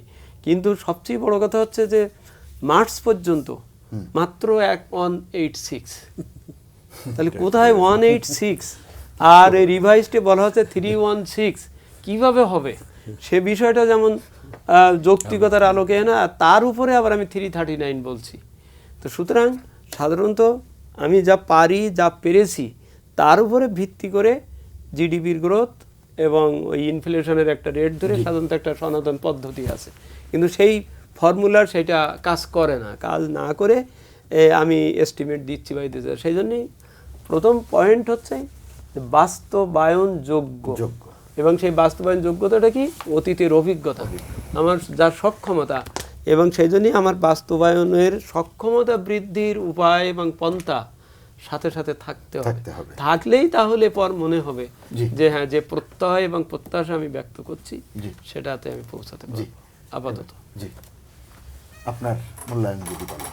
আমার মূল্যায়ন, প্রথমেই যে বিষয়টি আমাদের তিনজন বক্তা বলেছেন, বাইরে থেকে একজন সাবেক মন্ত্রী তার প্রতিক্রিয়া ব্যক্ত করেছেন, পাশাপাশি একজন এক্ষেত্রে একজন গবেষক বলেছেন। আমার কাছে মনে হয়েছে সবার কথাই পরস্পরের সম্পূরক, এবং সেইখানে বিশেষ যে জায়গাটা আমি দেখছি ভোক্তা হিসাবে, যে রাজস্বটা আমার কাছ থেকে আদায় করা হবে। রাজস্বের 3টা কম্পোনেন্ট, একটা শুল্ক, একটা ভ্যাট, একটা আয়কর। আয়করটা যারা আয় বেশি করবেন তারা দেবেন, সুতরাং সেটা আমাকে অ্যাফেক্ট করবে না। কিন্তু শুল্ক এবং ভ্যাট এ দুটো আমাকে অ্যাফেক্ট করবে। আমাদের একজন বক্তা বলেছেন যে রাজস্বের লক্ষ্যমাত্রা নির্ধারণ যদি অবাস্তব হয়, অনাদায়যোগ্য হয়, তাহলে আদায়ের জন্য যে পীড়াপিড়ি, আমি আমার ভাষায় বলছি ওনারটা, যে পীড়াপিড়িটা সেটা নির্যাতনের পর্যায়ে চলে যায়। আমরা অলরেডি নির্যাতিত হচ্ছি, এবং সেই নির্যাতনের মাত্রা এই বাজেটের লক্ষ্যমাত্রা নির্ধারণে সেই মাত্রাটা যে বেড়ে যেতে পারে সে আশঙ্কা, আমি এই বক্তব্য থেকে আমার আশঙ্কা আরও বেড়ে গেছে। এইবার আসেন যে আহসান মনসুর সাহেব যে কথাটা বলেছে সেইটা আমাকে বেশি আকর্ষণ করেছে, যে 40% লক্ষ্যমাত্রা একটা অবাস্তব চিন্তা, তার সঙ্গে সবাই একমত হয়েছেন, আমি তো আরও বেশি একমত। এই জায়গাটায় আদায়ের ব্যাপারে কিছু পদ্ধতিগত প্রক্রিয়াগত সংস্কারের প্রস্তাবের কথা আমাদের আরেকজন বক্তা বলেছেন, কিন্তু সেই আদায় করতে গিয়ে সরকারি কর্মচারীদের যে ইনসেন্টিভের কথা উনি একটু হালকা করে বলে গেছেন, যে সেটা ঘুষ দুর্নীতি না, প্রণোদনা না, উৎসাহ, তাতে যে কর কালেকশনের এফিসিয়েন্সি বাড়বে, আমি আরেকটু খোলসা করে বলতে চাই না দুর্নীতি বাড়বে, সেটা এখন আর ফিউচার টেন্স নেই। করের আওতা যদি বাড়ানো হয় সম্ভব কিনা? আমার প্রশ্ন হচ্ছে করের আওতা বাড়ানোটা তো দুর্নীতির আওতাও বাড়ানো হতে পারে। আমি করের আওতা বাড়ালাম, আমি দুর্নীতি মুক্তর কথা বললাম না। এইবার আসেন যে আমি ভোক্তা, এখন আসেন যে আমি দুটো উদাহরণ এখানে দেব। একটা উদাহরণ হচ্ছে চাল, আমার জন্য চালের বাজারে খুব সংকট হয়ে গেল, সুতরাং শুল্ক তুলে নিয়ে চাল আমদানি করার সুযোগ দেওয়া হলো। চাল বাজারে দর পড়ে যাচ্ছে, কেউ বলল না যে শুল্ক বাড়ায় দিয়ে এটাকে অনুৎসাহিত করতে হবে, সেটা কেউ বলল না। প্রধানমন্ত্রী যখন বললেন তখন এটা কার্যকর হলো, তার মানে পুরা সিস্টেমটাও কার্যকর। তাহলে আমি যাদেরকে পয়সা দিয়ে পুষতেছি তাদের কারোর দায়িত্ব পালনের ক্ষেত্রে কোনো মাইন্ড এক্সারসাইজ করছে না। তাহলে ওকে আমি ইনসেন্টিভ হিসেবে গাড়ি দিছি কী জন্য? ওর পেনশন 80% বাড়ায় 90% কেন করতে গেছি? ওকে বৈশাখী ভাতা কেন দিতে গেছি? ওকে বিনামূল্যে গাড়ির ডেপুটি সেক্রেটারি পর্যন্ত আমাকে নামাইনে আনতে কেন হয়েছে? ওকে মাসে এক্সপেন্স 40,000 টাকা দিতে হবে কেন? করমুক্ত সুবিধা দিতে হবে, এসব কেন দিছি? যার কোনো ইম্প্যাক্ট নেই, যার কোনো কাজের বেনিফিট আমি পাচ্ছি না, প্রধানমন্ত্রীকে সব বলতে হবে, বুঝতে হবে, আর এগুলো সব ঘোড়ার ঘাস কাটবে। তাহলে ওদেরকে আমি ভলেন্টারি পেনশন না, বাধ্যতামূলক অবসর দিয়ে বাড়ি পাঠাবো। তাদেরকে দায়ে আমি অসৎ আচরণের অভিযোগে আমি ওদেরকে চাকরিচ্যুত করে, হোসেন মনসুর ভাই যদিও বলেছেন যে যা ব্যয় আছে সেই ব্যয় তো আমি কমাইতে পারবো না। আমার কথা হচ্ছে যার কাছ থেকে আমি সার্ভিস পাচ্ছি না, যার প্রজাতন্ত্রের দায়িত্ব পালন করার কথা ছিল সে প্রজাতন্ত্রের দায়িত্ব পালন করছে না, সে আরও উল্টা আমার কাছ থেকে সুদ ঘুষ নিচ্ছে, অন্যদিকে তার নির্বুদ্ধিতার কারণে শুল্ক ট্যাক্স আদায় হচ্ছে না, আবার উল্টা বাড়ছে, আমার ভোগ ব্যয়ের উপরে প্রেশার পড়তেছে, দিস অ্যান্ড দ্যাট। এখন আসেন, শুল্ক বাড়ালাম, ভ্যাট বাড়ালাম, এতে কি ভোগ ব্যয় বাড়বে? এতে কি রেভিনিউ কালেকশন বাড়বে? কারণ আমি তো খাবো। আমার মাথায় এখন সবচেয়ে বড় বোঝা চাপছে, স্ক্রলে দেখলাম এলপিজির দাম বাড়বে। আমি অবাক হয়ে গেছি, হাইকোর্টে যে আমি এখন ডাইরেকশন চাচ্ছি যে এলপিজির দাম আইনানুগভাবে বিআরসি নির্ধারণ না করা পর্যন্ত যেন এটার মূল্য বৃদ্ধি করার সুযোগ ব্যবসায়ীরা না পায়। তার অ্যাপ্লিকেশন আছে ক্যাবের তরফ থেকে, আর সেখানে বাজেটে আসছে যে এলপিজির মূল্য বাড়বে। এলপিজির মূল্য বাড়া না বাড়ার সঙ্গে সরকার কোনো কনসার্ন রাখে না, আর এই কথাটা চলে আসলো। তার মানে আমি এই বাজেটটাকে কি বলবো, কারা বানাচ্ছে, কারা এইসব করতেছে যে তাদের এইসব ব্যাপারগুলো মাথায় নেই? গ্যাসের দাম বাড়বে, আমরা বলছি যে অযৌক্তিক ব্যয়গুলো আগে সমন্বয় করা হোক। সেই অযৌক্তিক ব্যয়ের কথা বাজেটে কোথাও বলা নেই। পৃথিবী মডার্ন যুগে, আধুনিক যুগে সমস্ত জায়গাতে কয়টা জিনিস সবচেয়ে বেশি প্রায়োরিটি দেওয়া হচ্ছে? একটা হচ্ছে এনার্জির ব্যবহার কমানো। আমরা আমাদের বাজেটে দেখাচ্ছি যে এনার্জির প্রবৃদ্ধি 1.5 গুণ এনার্জি খরচ করলে 1 গুণ জিডিপি বাড়ে, আর উল্টা দিকে অর্থাৎ এইরকমভাবে স্লোপ হচ্ছে, জিডিপি এরকম হচ্ছে, এনার্জি তার থেকেও বেশি স্লোপ নিচ্ছে। আর অন্যদিকে দেখা যাচ্ছে যে জার্মানিতে দেখা যাচ্ছে যে জিডিপি বাড়তেছে আর এনার্জি কনজাম্পশন কমতেছে। আজকে সেখানে দেখা যাচ্ছে যে যতটুকু সময় লাগে, আমাদের যে কাজ করতে যত সময় লাগে, সেখানে তার থেকে প্রযুক্তি ইন্টিগ্রেট করে সময় কমিয়ে ফেলা হয়েছে। আমার যে কাজ করতে যত টাকা লাগে, তারা টাকার ব্যয় কমায় ফেলেছে। আজকে বাজেটকে আমরা, সেখানে দেখা যাচ্ছে যে 12 বিলিয়ন ইউরো খরচ করা হচ্ছে এই ইনএফিসিয়েন্সিটাকে ইফিশিয়েন্ট করার জন্য। সেখানে প্রণোদনা দেওয়া হচ্ছে পুরা প্রোডাকশন সেক্টরে কি করে ইফিশিয়েন্ট প্রোডাকশন করা যায়, সময়, অর্থ এবং এনার্জি কস্ট কমানো যায়। আর আমাদের বাজেটের অর্থে দেখা যাচ্ছে যে আমরা একজন লোককে, প্রজাতন্ত্রের কর্মচারীদেরকে বেতন বাড়িয়ে যাচ্ছি, প্রণোদনা দিয়ে যাচ্ছি, যে কথাটা ওটা ঘুষ না প্রণোদনা, তা নিয়ে এখন আমরা সংশয় ব্যক্ত করছি। আমি সংশয় ব্যক্ত করার কোন দিকেই নেই, আমি এটাকে কনফার্ম বলতে চাই যে তাদেরকে আমরা দূষিত করতেছি, তাদেরকে ঘুষ খেতে মানে উৎসাহিত করতেছি। এইরকম একটা জনবল তৈরি করছে যারা অদক্ষতা জন্ম দিচ্ছে, এবং সেই সমস্ত ব্যাপারগুলোকে অ্যাটলি অ্যাড্রেস না করে ব্যয়বহুল একটা, অযৌক্তিক ব্যয়বহুল একটা বাজেট উপহার দিচ্ছে। এবং সেখানে অর্থমন্ত্রী বলতে চাচ্ছেন যে আমি তো 3 লক্ষ কোটি টাকার রাজস্ব আয় নির্ধারণ করেছি, এটা কিছুই হবে না, 6 লক্ষ কোটি টাকা আমার এটা অর্জন করতে হবে। সেই 6 লক্ষ কোটি টাকা অর্জন করে উনি ব্যয়টা কিভাবে করবেন? সেই ব্যয়ের যে জায়গাগুলো উনি দেখাচ্ছেন, এটা তো মেনে নেওয়া যায় না। আজকে প্রোগ্রেসিভ সোসাইটিতে, মডার্ন ওয়ার্ল্ডে স্মার্ট, উনি বাজেটের কথা বলেন, স্মার্ট বাজেট কি এইটা? স্মার্ট বাজেট শুধু রাজস্ব আয়কে ইন্ডিকেট করে না, স্মার্ট বাজেট বলে স্মার্ট খরচটাও ইন্ডিকেট করতে হবে, সাশ্রয়ী খরচ, সময় সাশ্রয়, এনার্জি সাশ্রয়, এইসব বিষয়টিতে খরচের যদি দক্ষতা দেখানো যায়, তাহলেই বলা যেতে পারে যে বাজেট একটা অ্যালাউবল, অ্যাকসেপ্টেবল এবং প্রশংসনীয় বাজেট হতে পারে। আলোচনা তো মানে আসলে ফ্লোর পেয়ে গেছে। এখন আপনি যদি বলেন যে এই যে ইস্যুগুলো উঠলো, এগুলো আসলে কতটা অ্যাড্রেসড হয়েছে, না হলে এই ব্যর্থতা, কারণ আমাদের অর্থনীতির আকার বাড়ছে এবং আপনি যেটি বলছিলেন ধারাবাহিক প্রক্রিয়া, গতানুগতিকতা কিছু থাকবেই। তা সত্ত্বেও দেখেছি বাজেটে খাতোয়ারি বেশ কিছু জায়গায় গতবারের তুলনায় বরাদ্দ বাড়ানো হয়েছে, মানে প্রস্তাব করা হয়েছে, শুনানি হবে, আলোচনা হবে, ব্যাখ্যা বিশ্লেষণ চলবে, 30 জুন আসলে বাজেটটি পাশ হবে। এরপরেও তো সুযোগ থাকে এসআরওর মাধ্যমে, আমরা দেখি বাজেট হুবহু পাশ হয়ে গেলেও এসআরওর মাধ্যমে যখন যেটা প্রয়োজন সেটি করা হয়। আসলে নাগরিকের পয়েন্ট অফ ভিউ থেকে যে মানুষের জন্য স্বস্তি কতটা আসলে এই বাজেট দিতে পারবে, প্রধান প্রধান খাতগুলোতে যদি আমরা একটু নজর দিতে চাই।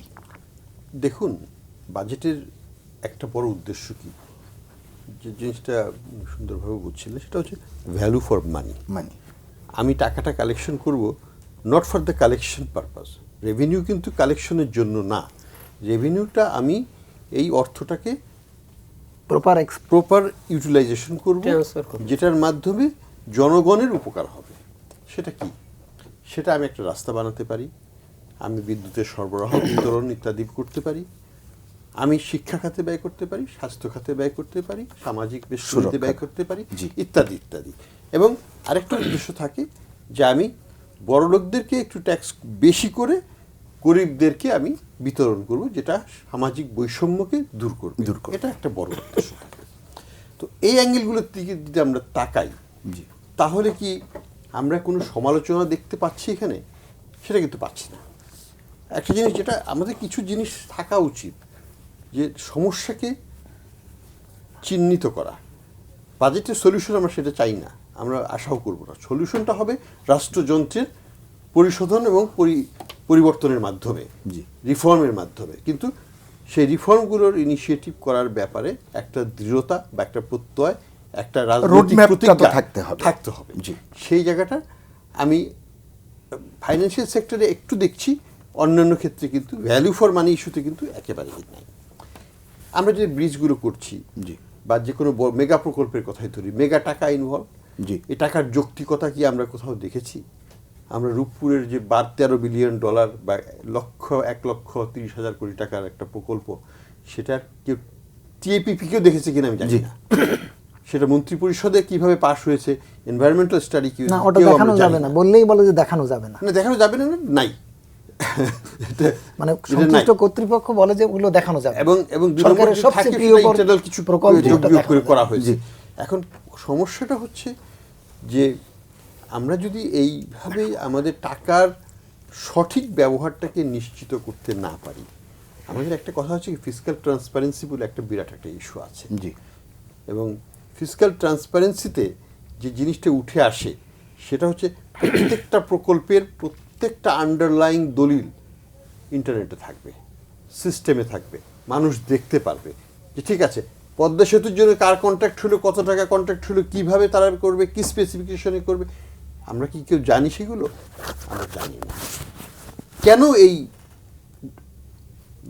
শাক দিয়ে মাছ ঢাকার চেষ্টা, লুকোচুরি? হ্যাঁ, কোনো প্রয়োজন তো নাই। জনগণের সাথে তো স্বচ্ছতাই আমরা আশা করব, তাই না? এটা জনগণের টাকা। বাজেট যখন ঐতিহাসিকভাবে যখন হয়, বাজেট করা হয়েছিল রাজার জন্য বাজেট, কারণ রাজা সন্দেহ করত যে তার যে কর্মচারীরা তারা অপব্যবহার করছে, সেই জন্য রাজা বলতেন আমাকে একটা বাজেট দিবা তোমরা। তখন জনগণ সম্পৃক্ত ছিল না। বর্তমান যুগে যেটা হচ্ছে যে power vested with the people, constitution says that everywhere in every country. অপব্যবহারও সেটা অন্য কথা, কিন্তু এখন জনগণের টাকা দিয়েই জনগণের স্বার্থে বাজেট করা হবে, কিন্তু জনগণকে বলা হবে না যে অর্থগুলো আমরা কিভাবে ব্যয় করছি। এই অস্পষ্টতা তো কোনো দরকার নেই আমার কাছে, তাই না? সেটা একটা দিক।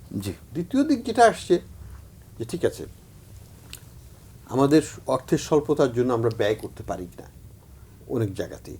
আমি যখন অর্থমন্ত্রীকে বলেছিলাম যে আমরা কেন শিক্ষা ক্ষেত্রে 4% দিব না, উনি বলেছেন তুমি আমাকে 4% রেভিনিউ এনে দাও, আমি 2% দিয়ে দেবো, তাহলে 4 হয়ে যাবে। I couldn't answer because revenue তো আমি আইনে দিতে পারবো না, সরকারের তো সেখানে ব্যাপক ব্যর্থতা আনতে পারেন, আমি পারবো না। কিন্তু এই প্রশাসন দিয়ে রেভিনিউ আনা সম্ভব না, অবশ্যই আনা সম্ভব। আমাকে যদি বলে 5 বছর সময় দিয়ে বা 10 বছর সময় দিয়ে যে প্রশাসনকে সরিয়ে দিয়ে নতুন প্রশাসন এনে রেভিনিউ বাড়ানো সম্ভব, ডবল করাও সম্ভব বাংলাদেশে। কারণ ইটস লজ্জাস্কর যে আমরা 9% মধ্যে রেভিনিউ আটকে আছে ট্যাক্স টু জিডিপি রেশিও। এটা কোনো দেশে হয় না। আফ্রিকার মতো অনুন্নত দেশগুলোতেও 20% উপর রেভিনিউ বেশিরভাগ দেশে আছে। কেন আমাদের থাকবে? এটার মূলে হচ্ছে করাপশন, এটার মূলে হচ্ছে আমাদের প্রশাসন ব্যবস্থা সেই ব্রিটিশ আমল থেকে ইনহেরিটেড। সেখানে কোনো উন্নয়ন করা হয় নাই, কোনো প্রযুক্তিগত পরিবর্তন করা হয় নাই, এবং যেগুলো প্রযুক্তি করা হয়েছে সেগুলোকে ম্যানুয়াল ইন্টারভেনশন করা হচ্ছে। দুর্নীতি না করবার জন্য তো আমরা বেতন বাড়াচ্ছি, ভাতা বাড়াচ্ছি, বেতন বাড়িয়ে ভাতা বাড়িয়ে দুর্নীতি দূর করা যায় না, সেটা প্রমাণ হয়ে গেছে। সেটা প্রমাণ আমরা শিক্ষকদের বেতন ডবল করেছি, শিক্ষার মান নেমে গেছে। আমরা সরকারি কর্মচারীদের বেতন ডবল করেছি, ঘুষের মান দাম বেড়ে গেছে। আমি যেদিনকে শুনলাম যে বেতন ডাবল করা হবে, আমি বললাম যে তাহলে তো একটা পিয়নের চাকরি এখন আগে 5 লাখ টাকা লাগতো, এখন 10 লাখ টাকা 10 লাখ টাকা, এবং সেটাই বাস্তবতা। সেটাই হয়েছে। তো এই আমাদের ইনসেনটিভ তো রং ইনসেনটিভ দেওয়া হচ্ছে, সেটার ভিত্তিতে জনগণ তো সেবা পাচ্ছে না, জনগণ পাচ্ছে অপসেবা। জি, আমি আয় করতে পারলে ব্যয় করতে পারবো, তাই না? আমার কাছে যদি থাকে। কিন্তু আমরা বরাবরই দেখছি এর একটা সুন্দর নামও আমরা দিয়েছি, ঘাটতি বাজেট। কোত্থেকে আমরা সেটি যোগান দিব সেগুলো আমরা চিহ্নিত করে দিচ্ছি, এবং বাস্তবায়নের ক্ষেত্রে তখন আর জনগণও সেদিকে খেয়াল রাখে না।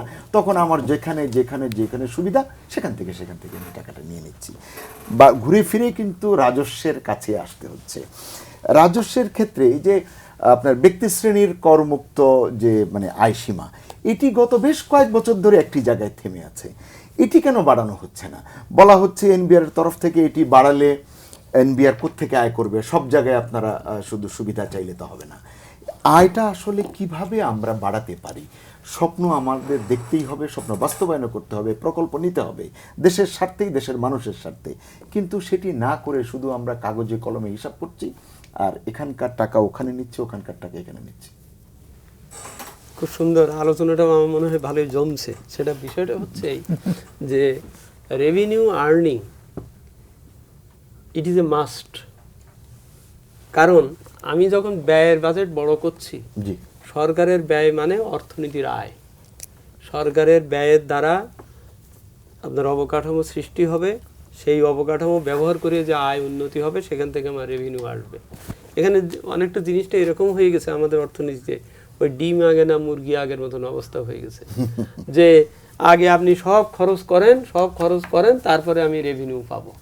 কিন্তু রেভিনিউ না পেলে আমি খরচ করতে যে পারবো না, এই কথাটাই কিন্তু ওই এখান থেকে টাকা ওখান থেকে টাকা, এই যে লোন ঋণ এইগুলো বাড়তেছে। আমি অবকাঠামো সৃষ্টির নামে বা এ করার নামে রেভিনিউ আর্ন না করে, রেভিনিউ না পেয়ে আমি প্রচুর লোন নিয়ে, ঋণ নিয়ে আমি এইভাবে, যার জন্য কিন্তু 80-র দশকে আপনি দেখেন এনবিআরকে অনেকে চিনতও না। কারণটা কি? বিদেশ থেকে প্রচুর আনা যাচ্ছে, আমি করে যাচ্ছি। এনবিআর অভ্যন্তরীণ সম্পদের দরকারটা কি?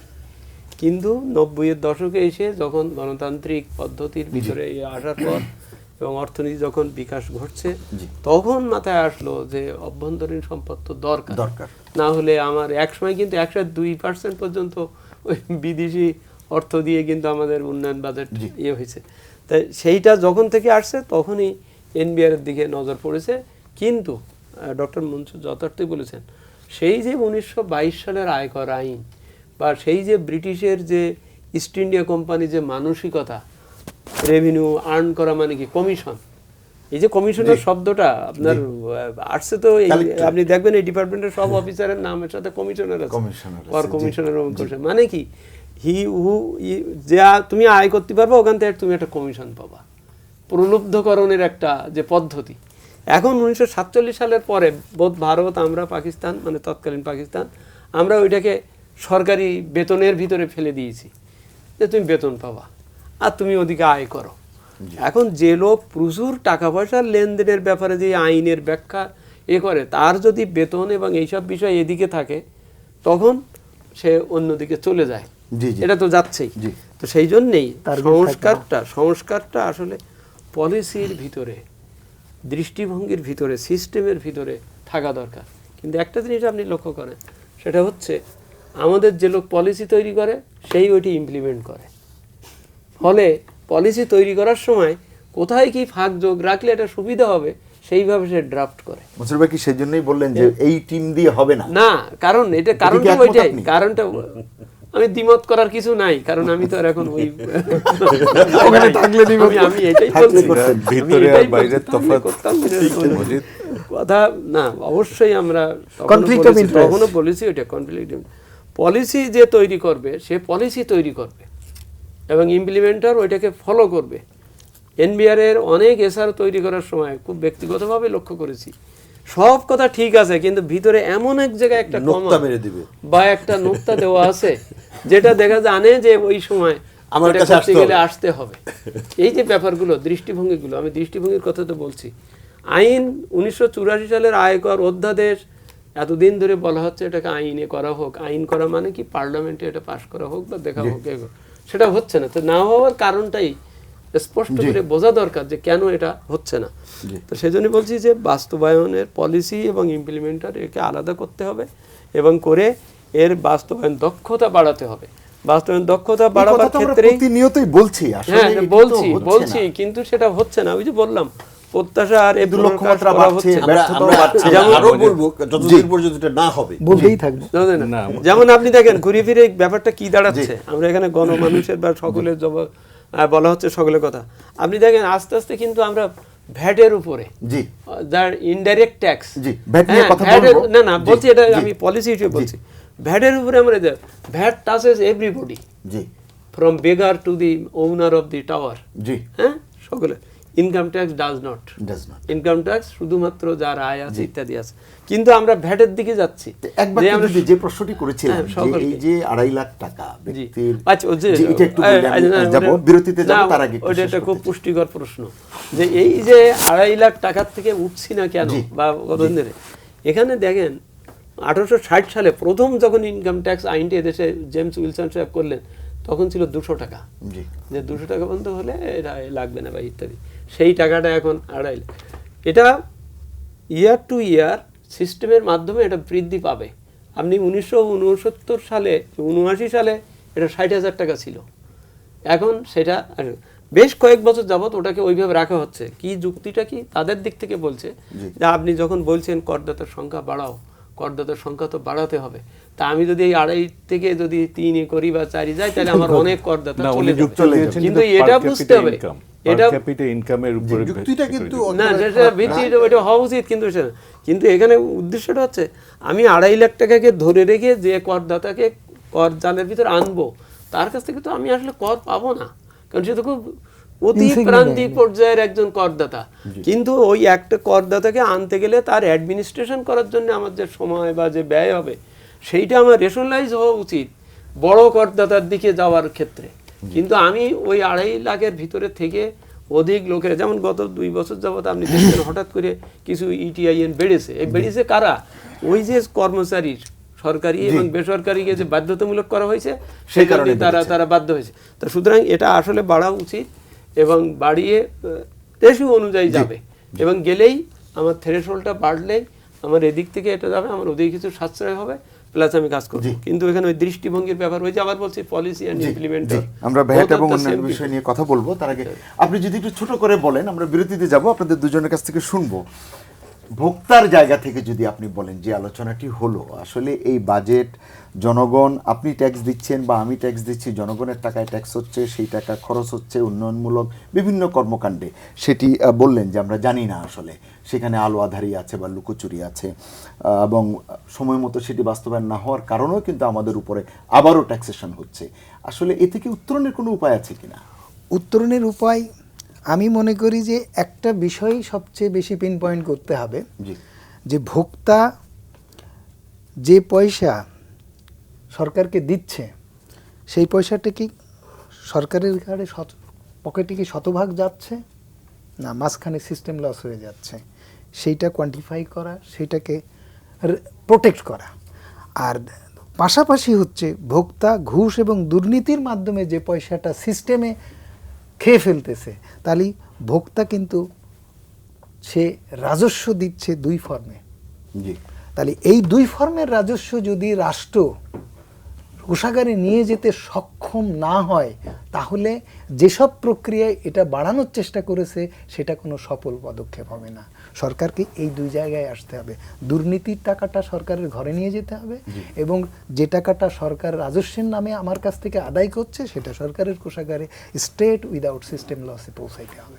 এবং সেই জায়গাটা নিয়ে কোনো কাজ হচ্ছে না। আমি দুর্নীতির টাকাটা কিভাবে সরকার নেবে, এই ব্যাপারে মজিদ সুশাসন নিশ্চিত না করলে, যে একটা প্রচেষ্টা চলেছিল যে এনবিআর এর কর্মকর্তাকে কালেকশনের সাথে একটা কমিশন ট্যাগ করা হয়েছে। এই এক্সপেরিমেন্টের রেজাল্টটা কি? কারণ আমি কিন্তু হয়নি, ওটার কথা হয়নি। 2 নম্বর হচ্ছে ট্রাফিক পুলিশের ক্ষেত্রে এটা চালু হয়েছে, যেটা নর্থ আমেরিকাতে টার্গেট ফুলফিল করতে পারলে আপনি বেতন বাদ দিয়ে দিতে হবে, বেতন রেখে কমিশন দিতে গেলে সে আরো ডিজাস্টার। বলছি যে বাংলাদেশে যেটুকু এক্সপেরিমেন্ট হয়েছে, সাধারণ বিচারে বলে যে যে কোনো অদক্ষ জায়গায়, যেটা মনসুর ভাই তুলছিলেন, সেখানে যদি আমি টাকা ঢালি সেই টাকাটা নষ্ট যাবে, ভ্যালু ফর মানির কথা উনি ওইভাবে ফ্রেস করছিলেন। কিন্তু আনলেস এটা বলবো যে এর পানিশমেন্ট মেকানিজমটা পাশাপাশি না থাকে, খুব ওপেন এই জিনিসটা না করলে এটা হবে, ওই থ্রেটটা তো নাই। এবং যতক্ষণ না পর্যন্ত এটাকে আনা হচ্ছে কোনোভাবে, সরকারের নির্বাচনী ইশতেহার তো আছে, এটা সরকার প্রধান বলছেন যে জিরো টলারেন্স। না, এটা তো সেই জিরো টলারেন্সের বাজেটে যদি কিছু কিছু জায়গাতে কিন্তু খুব রেটরিক, যেরকম টেকনোলজির ব্যাপারে যত কথাবার্তা, আমি যদি এখন এটাকে সার্চ দিই তাহলে অনেক জায়গা থেকে পেয়ে যাব এই বিষয়গুলো। সেটা আমার কি বলে ব্লক চেইন নিয়ে আলোচনা হোক, আর যেটা এটা একটু আউট অফ প্লেস, হঠাৎ করে বসিয়ে দেওয়া জিনিস হয়ে গেছে টেকনোলজির আলোচনাগুলো বলছি। কিন্তু আমি ওটার ভিতর ঢুকছি না। মূল পয়েন্টটা যেটা সবাই এগ্রি করছে যে অদক্ষর জায়গাতে টাকা ঢাললে পরে সেই টাকাটা নষ্ট হয়ে যায়। এর বিকল্পটা খুব সিরিয়াসলি ভাবা উচিত। যদি zero tolerance and governance, just zero tolerance বলে এই কথাটা অযৌক্তিক। দ্বিতীয় একটা বিষয় হচ্ছে যে আগে যে রাজা এবং আপনি ট্যাক্স কালেকশন, আসলে ব্রিটিশ আমলের আগে যেটা ছিল, যদি if you go back historically, সেই আমাদের চাণক্যের আমলের কথাও যদি ধরা হয়, এই ট্যাক্স কালেকশন সিস্টেম ছিল, কিন্তু সেখানে রাজা দায়বদ্ধ ছিল, তার উৎকর্ষতা নির্ভর করত প্রজাদের উৎকর্ষতার উপরে। এই যে টাইং ইন, যে এর উৎকর্ষতা এর উপরে নির্ভর করবে। এখন গ্লোবাল সিস্টেমে এসে আরেকটা জিনিস পাল্টে গেছে, যে জিনিসটা আমরা ইগনোর করে যাচ্ছি। যে জন্য শুরুতে কিন্তু আলোচনা হচ্ছিল যে এখানে যে ইনফ্রাস্ট্রাকচারগুলো, এটা কি আমাদেরই ডিজাইন নাকি অন্য বড় ইন্টারেস্ট গ্রুপ আছে। এই বড় ইন্টারেস্ট গ্রুপকে যখনই আমরা সিনে নিয়ে আসবো এবং বিদেশি মুদ্রা আর দেশি মুদ্রার ভিতরকার যে পার্থক্যগুলো, এটাকে যখনই আলোচনায় আনা হবে, তখন বোঝা যাবে যে দ্য পলিটিক্যাল ইকোনমি যেদিকে যাচ্ছে, ইন টার্মস অফ প্রশাসনিক ব্যবস্থা বলি, সুশীল সমাজের নামে বলি বা রাজনৈতিক সমাজের নামে বলি, এটার ভিতরে যে বিবর্তনগুলো ঘটছে, ওখানে কিন্তু প্রশ্নগুলো, যে জন্য আমি একটা কথা তুলছিলাম যে এটা কি, কারণ আজকে যে চোর কালকে সেই হয়ে যায় কিন্তু বড় ধরনের গুণী মানুষ, কারণ সেই সমাজকে সেবা করে বেড়াচ্ছে। এখন ট্রান্সফরমেশন অফ, কারণ সবাই জানে যে পুঁজির শুরুতে কিন্তু প্লান্ডারিং, এখন ব্যাংক থেকে যে লুটপাটটা হলো, সেই টাকাটা ট্রান্সফরমেশন কোন দিকে যাচ্ছে এবং সেটাকে ফ্যাসিলিটেট করা কোনোভাবেই সম্ভব কিনা, নাকি আমরা এই এলাকাটা ইজারাদারের দিকে চলে যাব, মানে ইজারা দিয়ে তারপরে বেঁচে থাকার ব্যবস্থা, এটা কোন দিকে যাচ্ছে সেটা ভাবা উচিত। জি, জটিল প্রশ্ন উত্থাপন করেছেন। একটি বিরতিতে যাই, বিরতি থেকে ফিরে এসে অন্যান্য আরও বিষয় আছে সেগুলো নিয়ে কথা বলবো। সুপ্রিয় দর্শক, বিএসআরএম গণতন্ত্র এখনো নিচ্ছে ছোট্ট একটি বিরতি, ফিরব কিছুক্ষণের মধ্যেই। আশা করি আপনাদের তখনও সঙ্গে পাবো।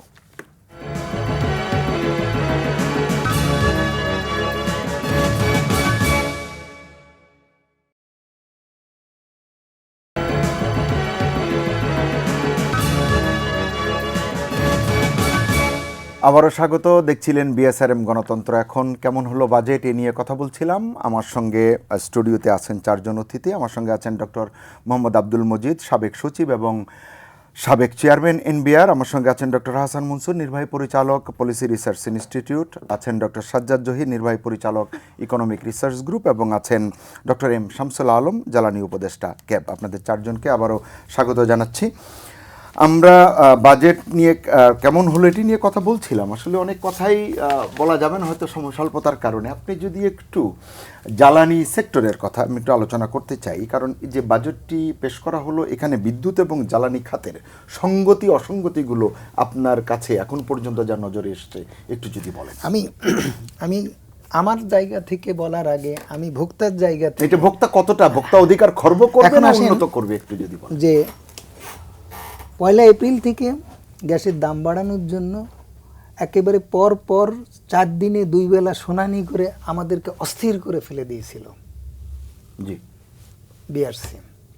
বিআরসি এই কাজটা অযৌক্তিকভাবে অস্বাভাবিক দ্রুত গতিতে শেয়ারিং করে তাদের গ্যাসের দাম বাড়িয়ে ফেলতে হবে। মন্ত্রণালয় চাইছে, তারা কি করবে? আচ্ছা, তারা তো আবার আইনে হচ্ছে স্বাধীন নিরপেক্ষ, এটা আবার বললে তারা ঘোষণা করবে, কিন্তু তারা এই কাজটা করলো। শেষ পর্যন্ত তারা বছরে 2 বার বাড়াতে পারে না। যাদেরকে বাড়ানো হয়েছে তাদেরকে অলরেডি এক একজনকে যা মুনাফা কস্ট প্লাস ট্যারিফ দেওয়ার পরেও তাদেরকে অতিরিক্ত পয়সা দেওয়া হয়েছে, যেগুলো ছাঁটাই করার জন্য আমরা হাইকোর্টে গেছে। সমস্ত কিছু বলার পরেও তারা বেপরোয়া। শেষ পর্যন্ত হাইকোর্টে যাওয়ার পরে হাইকোর্ট যখন তাদেরকে ডেকে নিয়ে গেছে, নিয়ে যেয়ে তারা আমাদের অ্যাপ্লিকেশন পেন্ডিং রেখে বলছে যে তোমরা এটা দাও, জি। আগে তোমরা ডিসিশন দাও, যদি আইন না মানো তখন আমরা ইন্টারভিউ, তখন তারা পিছিয়ে যে 1 জুলাই থেকে এখন ইফেক্ট দিয়ে দিতে যাচ্ছে। তার মানে গ্যাসের দাম বাড়তে যাচ্ছে। তাদের তো আয় নাকি দ্বিগুণ হয়েছে এমন তথ্য পরিসংখ্যান আমরা তাদের- পাই। বর্তমানে তারা গ্যাসের দাম বাড়াতে যাচ্ছে। এখন দেশের দাম বাড়ানোর যৌক্তিকতাটা কি? তারা বলছে যৌক্তিকতাটা একটাই, এখন গ্যাসের দাম যদি বাড়ে বিদ্যুতের দাম বাড়বে, বিদ্যুতের দাম যদি বাড়ে পরিবহন ব্যয় বাড়বে, উৎপাদন ব্যয় বাড়বে, আর যেখানে যা যান ভাড়া ঘুরে ফিরে বাড়বে, ভোক্তার কাঁধে যাবে। ওরা জীবনযাত্রার ব্যয় বাড়বে, বাড়ার পরে নিম্ন আয়ের যে 12 কোটি মানুষ সেই অভিঘাত সইতে পারবে কিনা, যারা বাড়াচ্ছে তাদেরও মাথায় নেই। আর যারা এই যে এলপিজির কথা আমি শুরুতেই বললাম, জি। সেই এলপিজির বাজারটা তৈরি করার জন্য, এলএনজির বাজারটা তৈরি করার জন্য আজকে যে গ্যাস নিয়ে যা কারসাজি করা হলো আর ভোক্তাদের উপরে যে আমি বলবো যে নির্যাতন করা হলো বা করা হচ্ছে, এটা দৃষ্টান্ত। আমি একটা প্রশ্ন রাখতে চাচ্ছি জাস্ট বোঝার জন্য এই ব্যাপারটা, যে যদি আজকে মানে আসলেই বাস্তব হয়ে থাকে যে গ্যাস শেষ হয়ে যাবে এবং এলপিজির দিকে যেতে হবে, এবং যদি এখানে জনগোষ্ঠীকে তৈরি করার জন্য দাম বাড়ানোর দরকার হয়, যদি বিকল্প প্রস্তাব আসে যে দাম যেটা বাড়বে সেই টাকাটা কোষাগারে যাবে, ব্যক্তি মালিকানাধীন বা প্রতিষ্ঠানের কাছে যাবে না, তাহলে কি এটাকে গ্রহণযোগ্য মনে আপনি হবে? যে জায়গা থেকে বলছেন সেটা প্রত্যাশার জায়গা থেকে বলছেন, অ্যাজামশনের জায়গা থেকে বলছেন, বাস্তবতাটা আপনাকে অ্যাড্রেস করতে হবে। বাস্তবতা এইবার আসছে যে কথাটাগুলো বলছেন আপনি 2013-14 5 বছরের ব্যবধানে, 5 বছরের ব্যবধানে আপনি এই গ্যাস খাত থেকে 3 গুণ রেভিনিউ নিয়ে গেছেন। আপনিটাকে সরকার নাকি সরকার 3 গুণ রেভিনিউ নিয়ে গেছে। তাহলে 3 গুণ রেভিনিউ নেওয়ার পরেও আমরা আর কি কি দিয়েছি সেটা একটু ভালো করে খেয়াল করেন। জি, ছোট করে গ্যাস যদি উন্নয়ন বলেন। তহবিলে আমরা অলরেডি 10,000 কোটি টাকা দিয়ে দিছি, জ্বালানি নিরাপত্তা তহবিলে অলরেডি 10,000 কোটি টাকা দিয়ে দিছি। এইবার গ্যাস উন্নয়ন তহবিলের টাকা দেওয়ার অর্থ ছিল যে এই টাকা বিনিয়োগ করে আপনি দেশি কোম্পানির উৎপাদন বাড়াবেন, দেশি কোম্পানির গ্যাসের দাম কম হবে, সুতরাং বিদেশি কোম্পানি অর্থাৎ আইওসির গ্যাসের উপরে নির্ভরশীলতা কমবে, অর্থাৎ গ্যাসের মূল্য বৃদ্ধি নিয়ন্ত্রণ করা যাবে ভবিষ্যতের কথা ভেবে। আপনি বললেন যে গ্যাস শেষ হয়ে যাবে, এই সব ব্যাপারগুলোও সেখানে রয়ে গেছে। আপনি জ্বালানি নিরাপত্তা তহবিল তৈরি করলেন কেন? যে এক সময় এলএনজি আসবে, সুতরাং আমাদের প্রস্তুত করতে হবে, আমাদের গ্যাসের দাম বাড়ানোর দরকার নেই, তারপরেও বাড়িয়ে আপনি কি করলেন? জ্বালানি নিরাপত্তা তহবিল তৈরি করলেন, সেখানেও 10,000 কোটি টাকা জমা। বাণিজ্যিকভাবে এলএনজি আমদানি করা যাবে, নীতিমালা হয়ে গেছে। দাঁড়ান করা হলো। তারপরে কি করা হলো? এবছরে চলতি বছরে জ্বালানি নিরাপত্তা তহবিলে জমা হচ্ছে প্রায় 3,000 কোটি টাকা। তারপরে আপনার জমা হচ্ছে গ্যাস উন্নয়ন তহবিলে জমা হচ্ছে প্রায় 1,700 কোটি টাকা, এবং 2,000 কোটি টাকা। এই 5,000 কোটি টাকা সরকার রেভিনিউ নিয়ে গেছে, নিয়ে যাচ্ছে ইনক্রিমেন্টালি 5 বছরে 5 থেকে 14,000 কোটি টাকা। এই টাকাগুলো দিলাম। এইবার আসেন বিতরণ কোম্পানি, সঞ্চালন কোম্পানিকে তাদের কস্ট প্লাস ট্যারিফ দেওয়ার পরেও অতিরিক্ত রেভিনিউ তাদেরকে দেওয়া হয়েছে প্রায় 1.5 থেকে 2,000 কোটি টাকা বছরে, যেটা আমরা আপত্তি তুলেছি যে এটা সমন্বয় করতে হবে। এরপরে তো ঘুষ দুর্নীতির ব্যাপারটা আছে, সেটা আমি ছেড়ে দিলাম। এখন আসেন যে আপনি জ্বালানি এইবার এলপিজি কিনলেন, কেনার পরে কি কাণ্ডটা করলেন? এলপিজি আপনি কিনলেন, এলএনজি আপনি কিনলেন, এলএনজি কিনে কি করলেন? আমরা কোর্টে ডিসপ্লে করলাম যে $6.5 মূল্য হারে ভারত কিনেছে, আপনি কিনে বললেন $10 কিনছি, কিন্তু আপনি $10 যৌক্তিক কিনা সেটা আপনি আমার কাছে ব্যাখ্যা দেবেন না। আমি ভোক্তা কোনো জিনিস মার্কেট থেকে যদি কিনতে চাই, তাহলে সেটা সঠিক মানের, সঠিক দামের এবং সঠিক পরিমাণের কিনা সেটা যাচাই করা আমার মৌলিক অধিকার। আপনি সেই মৌলিক অধিকারটা খর্ব করে ফেললেন, আপনি দিলেন না, ট্রান্সপারেন্সি ইস্যু এটা দিলেন না। আপনি এমন একটা জাহাজ ভাড়া করলেন, যে জাহাজের যে ভাড়া দিলেন সেই ভাড়াটা স্ট্যান্ডার্ড ভাড়ার তুলনায় দেখা যাচ্ছে যে 2 গুণ অভিযোগ আছে। সেই অভিযোগ কিন্তু আপনি নিষ্পত্তি করলেন না। আপনি বিআরসির ভোক্তার অভিযোগ নিষ্পত্তি করার জন্য তার এম্পাওয়ার্ড, সে অভিযোগ আমলে নিল না। এইবার আসেন রিগ্যাসিফিকেশনের জন্য যে পরিমাণ স্ট্যান্ডার্ড সিমেন্স, যেটা জার্মান কোম্পানি যেখানে আপনার মেঘনাঘাটে প্রস্তাব দিয়েছে, সেখানে যে দাম দিয়েছে গ্যাস রিগ্যাসিফিকেশনের জন্য, দেখা যাচ্ছে যে আপনার বাগাবাড়িতে আপনার বাঁশখালীতে যেটা হচ্ছে সেখানে তার 2 গুণ করা হয়েছে। এইসব ব্যাপারের কোনো জবাব নেই। এইসবগুলো হয়েছে, এগুলো ঠিক কি বেঠিক সেটা আমি হলপ করে বলতে পারবো না, কিন্তু এইসব অভিযোগগুলো আসছে, কোনো নিষ্পত্তি নেই, কোনো জবাবদিহিতা নেই। এইবার আসেন, আমি যদি সবও ছেড়ে দিই, তাহলে গ্যাসের যে এলএনজির যে দামটা মাত্রাতিরিক্ত না হয়েছে, একমাত্র পাকিস্তান $10 নিয়ে এসছে, আমরা $10 নিয়ে এসছে। বিশ্বের সব জায়গায় এই দামে নেওয়া হয়েছে কিনা তার কোনো প্রমাণ নেই, আমরা সব জায়গায় ঘেটে দেখছি এবং আমরা ভারতকে রেফারেন্স নিয়েছি। সেখানে বলা হচ্ছে যে ডিপ সিতে ডেলিভারি কস্ট কম ভারতে, তাই ভারতের কম পড়ে। ডিপ সিস্টেমের মধ্যে এটা সম্পর্ক নেই, কারণ আপনি মার্কেট থেকে নিচ্ছেন। এবার আসেন যে এই জায়গাটা আপনি যে প্রশ্ন করতেন প্রিপেয়ারনেস, আমরা এই সব অবস্থা মোকাবেলা করার জন্য আমরা যে প্রস্তুতিগুলো নিয়ে এসেছি, এইবার আসেন দেশীয় কোম্পানির গ্যাসের মূল্য কত হয়েছে এবার জানেন আপনি? 3 টাকা 4 পয়সা। হয়রাজ আইসির গ্যাসের দাম 2 টাকা 55 পয়সা। এই 3 টাকা 4 পয়সা কি করে হয় একটা দেশি কোম্পানির গ্যাসের দাম? এইভাবে আমাদেরকে কিভাবে প্রতারিত করা হয়েছে, এক্সপ্লয়েট করা হয়েছে। এবং আপনি যেসব কথাগুলো বলছেন, এই সব কথা দিয়ে আমাদের সব কর্তা ব্যক্তিরা পুরা বাজার মাত করতেছে। এখন বাজেটের ইম্প্যাক্টে এইবার আসেন যে আপনি যদি এইভাবে সবকিছু বানায় নিয়ে আসেন, আবার আপনারা যেসব পলিসি ডকুমেন্টগুলো আমাদের হাতে দিয়েছেন, আমরা যে পলিসি ডকুমেন্ট সেই জায়গাতে বলেছেন যে গ্যাসের এবং বিদ্যুতের দাম বাড়াতে হবে, সরকার বেপরোয়া হয়ে গ্যাসের আর বিদ্যুতের দাম বাড়ায় যাচ্ছে। বাড়ায় গেলে এখন যেটা বললাম যে সব কিছুর মূল্য বাড়বে। এখন আপনি বলেন যে এই মূল্যগুলো বাড়ানোর জন্য আমার যে রেভিনিউ দিতে হবে, আর সেইখানে সরকার বাজেটে ইনক্রিমেন্টালি যেসব কস্টগুলো বাড়বে, তার মানে এটা যদি বেড়ে যায় তাহলে 5% ভ্যাট, মানে সরকারের তাহলে মূল্য বাড়লে এগুলো সরকারের ভ্যাট বাড়বে, সরকারের শুল্ক বাড়বে। আপনাকে ধন্যবাদ। এই যে অবস্থাগুলোর মধ্যে আমরা পড়েছি। আপনাকে ধন্যবাদ। আমরা একটু শিক্ষা খাতে নজর দিতে চাই। সাজ্জাদ জহির ভাই, আপনি যদি একটু বলেন। কুইক একটা জিনিস হচ্ছে যে বাজেট বক্তৃতায় কিন্তু খুব স্পষ্ট করে বলেছে যে এখন সব বাজারের তথ্য জানা, মন্ত্রী মহোদয় বলি, সরকারি বলি, যে জন্য ভেরিফাই করতে পারবে। ওই পয়েন্টটাকে ধরে নিয়ে হয়তো গ্যাস সেক্টরে আলোচনা এগোতে পারে। শিক্ষার ব্যাপারে আমার কাছে শিক্ষার ব্যাপারে বলতে চাই, কারণ এখানে বেশ কিছু কথা বলা হয়েছে। আপনি জানেন যে বেসরকারি বিদ্যালয় 26,193 থেকে জাতীয়করণ, উপানুষ্ঠানিক শিক্ষা আইন, নতুন জাতীয়কৃত বিদ্যমান অনেকগুলো করা হয়েছে এবং বরাদ্দ বাড়ানো হয়েছে, এটি বলা হচ্ছে। মাদ্রাসা শিক্ষা সহ সকল প্রকার শিক্ষায়, মাধ্যমিক, কারিগরি শিক্ষা, সব জায়গায় বাজেট বরাদ্দ বাড়ানো হয়েছে। তিনটা কুইক পয়েন্ট তুলব। একটা হচ্ছে যে কথাটা আগে বলা হচ্ছিল, অদক্ষ জায়গাতে টাকা ঢাললে সেটা অপচয় হবে। জি, শিক্ষা খাতের জন্য উনি উল্লেখই করেছেন, মনসুর ভাই করেছেন। এটা আসলেই কিন্তু সত্য এবং এটা প্রমাণিত।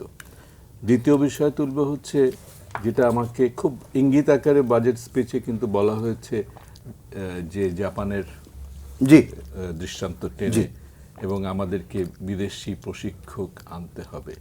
এটা আমাকে একটু চিন্তায় ফেলেছে।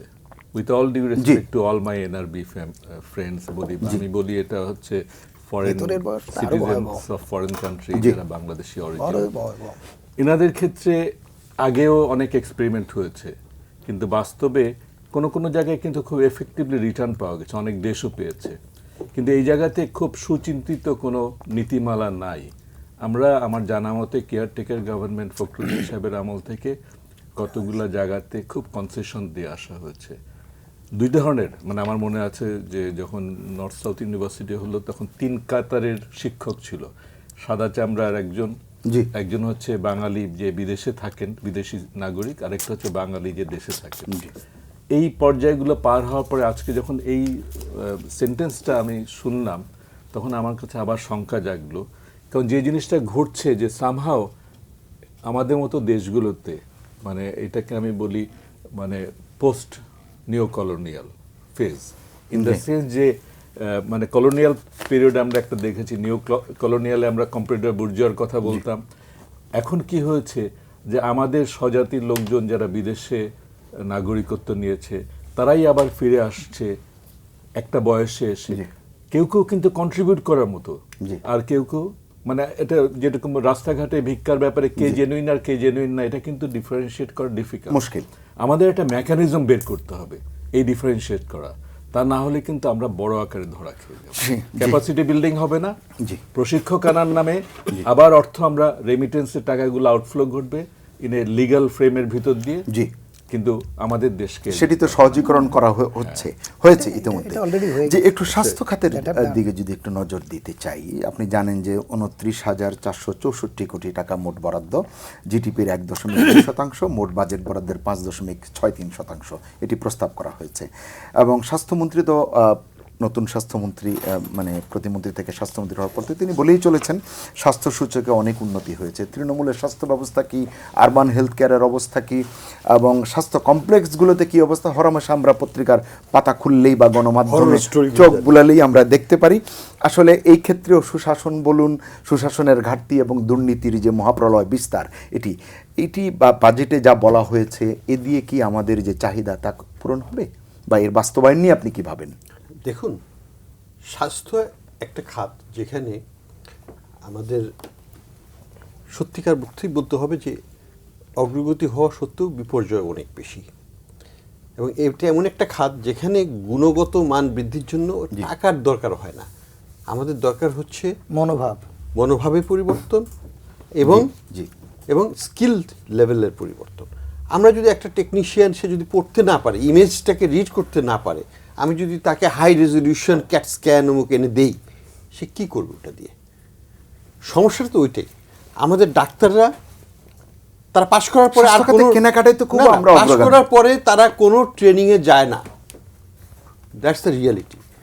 আমি যখন পশ্চিমা দেশগুলো যাই, সিঙ্গাপুরেও যাই, ডাক্তারের সাথে আলাপ করলে একসময় বলে ওই মাসে আমি থাকবো না, আমি ট্রেনিংয়ে যাচ্ছি, ওই মাসটা ব্লক, কারণ সে ট্রেনিংয়ে যাচ্ছে। সব ডাক্তাররাই কিন্তু বছরে 2 বার করে তারা সিম্পোজিয়াম, সেমিনার এগুলোতে যায়, অন্য দেশে যায়, নিজের দেশে তো থাকে সেটা ধরে না, তারা বিদেশে যায় এবং সাবস্টেন্সিয়াল পিরিয়ড 2 সপ্তাহ বা 1 মাস তারা থেকে রিট্রেন্ড হয়ে আসে। বাইরে কি হচ্ছে আমি যদি না জানি, আমি খালি বঙ্গবন্ধু মেডিকেল যে আন্দোলন করব এবং চাকরিটা নিব, এবং চাকরিটা নেওয়ার পরেই আমার জীবন শেষ, স্বচ্ছন্দ হয়ে গেল। মনসুর ভাই, রোগীর তো কিছু হলো না। ফার্মাসিউটিক্যাল কোম্পানিগুলো কিন্তু এদেরকে বাইরে পাঠায়, সেটাকে কেউ যদি ট্রেনিংটা সরকারি কর্মকর্তাও যেরকম ট্রেনিং এ যান, আসলে ট্রেনিং এর মনোবৃত্তি নিয়ে ট্রেনিং করতে হবে, শিক্ষার জন্য ট্রেনিং নিতে হবে, তা না হলে ডাক্তার হতে পারবে না। এই কারণে বাংলাদেশের যে সমস্যা দুটো, একটা হচ্ছে অপ্রতুল বিনিয়োগ, সেটা আছে, অ্যালোকেশন কম। এখানে আপনি বলছেন 1.2% কিসের, জিডিপির, এটা একটু হাই শোনাচ্ছে আমার কাছে। প্রস্তাব যেটি করা হয়েছে মোট বাজেট বরাদ্দের 5.6, গত অন্যান্য সব বছরে আমরা দেখেছি 0.7% থেকে এবার একটু বাড়ানো হয়েছে। সেটা 1.5 গুণ হয়ে যাওয়াটা আমার কাছে মনে হয় অসম্ভব। ওই যখন ব্যয় কমে যাবে তখন কমে যাবে ওই ব্যয়ের সাথে। তো এখানে একটা জিনিস খুবই গুরুত্বপূর্ণ, সেটা হচ্ছে how to motivate the doctors. এখানে সাকসেসফুল স্টোরি পৃথিবীর অনেক দেশে আছে, বিশেষ করে উন্নত দেশগুলোতে পর্যায় থেকে প্রধানমন্ত্রী পর্যন্ত কথা বলেছেন, আবেদন নিবেদন করেছেন, নির্দেশ দিয়েছেন, বাস্তবায়ন তো হচ্ছে। কিন্তু শাস্তির বিধান প্রয়োগটা করতে হবে, সেটা যদি না হয় তাহলে দায়বদ্ধতা হবে না। জি, ধন্যবাদ।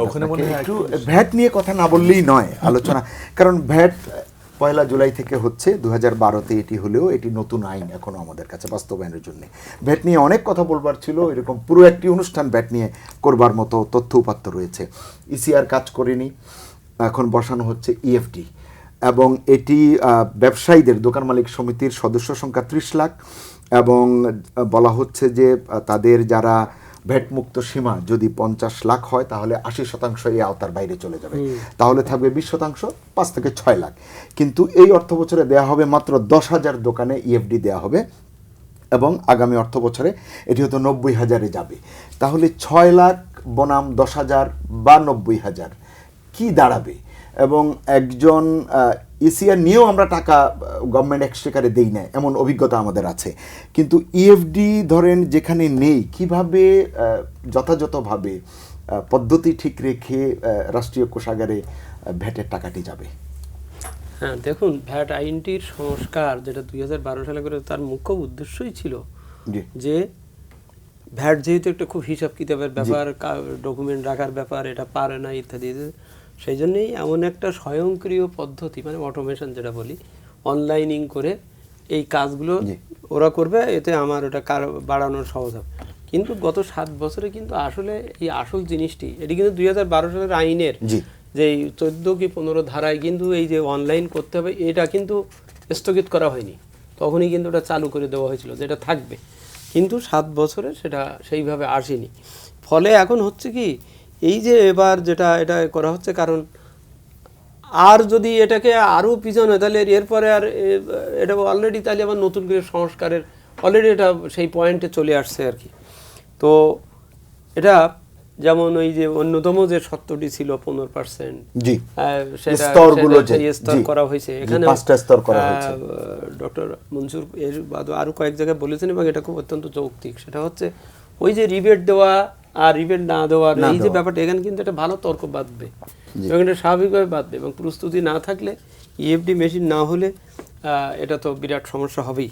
তা সুতরাং এইসব ক্ষেত্র থেকেই যেটা বোঝার বিষয় হচ্ছে যে অর্থনীতির থেকেই আমি এই নতুন আইন প্রয়োগের মাধ্যমে ইয়ে করছি, সেই অর্থনীতি নিজে এবং যিনি এটা নেবেন তিনি নিজে প্রস্তুত হয়েছেন কিনা, আছেন কিনা, করা হয়েছে কিনা, এই বিষয়টা প্রধান মুখ্য হয়ে দাঁড়াবে। কেননা এই তর্ক বিতর্কগুলো আসবে। তো সেই জন্যেই আমি এটার থেকেই বলতে চাচ্ছি যে রেভিনিউ আর্নিংয়ের যে লক্ষ্যমাত্রা দেওয়া হচ্ছে এবং এই এনবিআর এর পদ্ধতি এইসব নিয়ে যে কথা বলা হচ্ছে, এর সাথে এটাও একটা বড় পয়েন্ট। সেটা হচ্ছে অর্থনীতি নিজে কতটা সক্ষম রেভিনিউ দেওয়ার ক্ষেত্রে। যেমন আমরা যদি দেখি ব্যাংকিং খাত হচ্ছে এটা সবচেয়ে বড় সোর্স অফ রেভিনিউ, ঠিক আছে? সেই ব্যাংকিং খাতের যে অবস্থা, সেইটার উন্নতি না ঘটালে আমি শুধু এদিকে রেভিনিউ আর্নড হবে বললাম, ওই যে উনি প্রথম দিকে বলতেছিলেন যে আপনি পথ পন্থা সব ঠিকঠাক না করে দিয়ে যদি বলেন রেভিনিউ বেশি আনতে হবে, তো তখন কিন্তু ওই আপনার এটা অন্য পয়েন্টে চলে যায়, সেইটার থেকেই আর কি। তো সেই জন্য অর্থনীতিটাকে ঠিক করার জন্য অন্যান্য খাতগুলোই ঘিরে করে, তাই এর সাথেই ওই যে বলি 3টে জিনিস, ওই যে আমার ট্যাক্স জিডিপি রেশিও এটা একটা স্টাডি করে আমরা মোটামুটি দেখতে পেরেছি। একটা কারণ হচ্ছে আওতা বাড়েনি, এটা একটা কারণ, এই যে 5% যে কম এই যে ট্যাক্স জিডিপি রেশিওটা, একটা হচ্ছে আওতা বাড়ানোর ক্ষেত্রে সেই উদ্যোগ বা নাই। দ্বিতীয় হচ্ছে ওই যে উনি যেটা বললেন ওই ইনফর্মাল রেভিনিউ বা রিটেন রেভিনিউ, আমার প্রতিষ্ঠান যেমন এই যে উনি বললেন প্রচুর টাকা আয় করেছে, কই আমার এই এখানে নন এনবিআর যে আয় যে এখানে সেইটার প্রতিফলন কিন্তু নাই, তাহলে সে টাকাটা ওখানে থেকে যাচ্ছে, রিটেন হচ্ছে, সরকারের কাছে যাচ্ছে না। মানুষ সবাই ভ্যাট দিচ্ছে কিন্তু সেই ভ্যাটের টাকা সরকারের কাছে যাচ্ছে না, এই যে একটা খাত। আর একটা হচ্ছে প্রচুর এক্সেমশন দেওয়া, যে উনি বললেন কয়েকটা প্রকল্পের কথা, সেসব প্রকল্পের ডকুমেন্টগুলো দেখলে তো বুঝতে হবে যে সেখানে বা কোথায় কোথায় কত এক্সামশন দেওয়া হয়েছে। এর সাথেই ওই যে অপ্রদর্শিত কথাটা এসে যাচ্ছে, অপ্রদর্শিত এসে যাচ্ছে, এই জন্যই অপ্রদর্শিত টাকা অর্থনীতিতে আছে, এটা তো জানছি বা হয়ে থাকে, এটা এক ধরনের ভাইরাসের মতো। 1957 সালে পাকিস্তানও হয়েছিল, 97 সালে ভারতও দিয়েছিল ইত্যাদি। কিন্তু এই জাতীয় ক্ষেত্রে যেটা হয় এটাকে একটা টাইম ফ্রেম করে বলতে হয় যে ভাই এই 1 জুলাই থেকে 29 সেপ্টেম্বরের মধ্যে আপনি এটা দেবেন, এটা বলতে হয়। অতীতেও তো একবার বলা হয়েছিল, না বলা হয়েছিল, এটা বলতে হয়। দ্বিতীয় পয়েন্ট হচ্ছে আবার কেন না, দ্বিতীয় হচ্ছে যে এইটা দেওয়ার পরে সুযোগের পরে যদি না দেন তাহলে কি ব্যবস্থা নেওয়া হবে সেটাও বলতে হয়। না বললে পর আপনার ওই ভয়টা বা ওইটা এটা সেটা দেন। আমরা 2007-08 যেটা একবারই ওই ধরনের টাইম সবকিছু বলে দেওয়াতে কিন্তু 803 কোটি টাকা আমরা পেয়েছিলাম, কিন্তু এর পরের বছর থেকে আর পাচ্ছি না। এই যে প্রচুর সুযোগ দেওয়া হচ্ছে ঠিকই, কারণ এখানে এমন একটা হয়েছে যে যারা অপ্রদর্শিত অর্থ আছে সে বলছে ঠিক আছে এবার দেবো, কেন এরকম তো দেবেই, এটা তো থাকবেই, এবছর না পরের বছর যাবো, পরের বছর যাবো। এটা একই সাথে এটা যারা রেগুলার কর দিচ্ছে তাদের জন্য এটা নিরুৎসাহেরও কারণ হয়ে যায় যে ও দেয় না, ওর বেলায় এই, আমার বেলায় এই।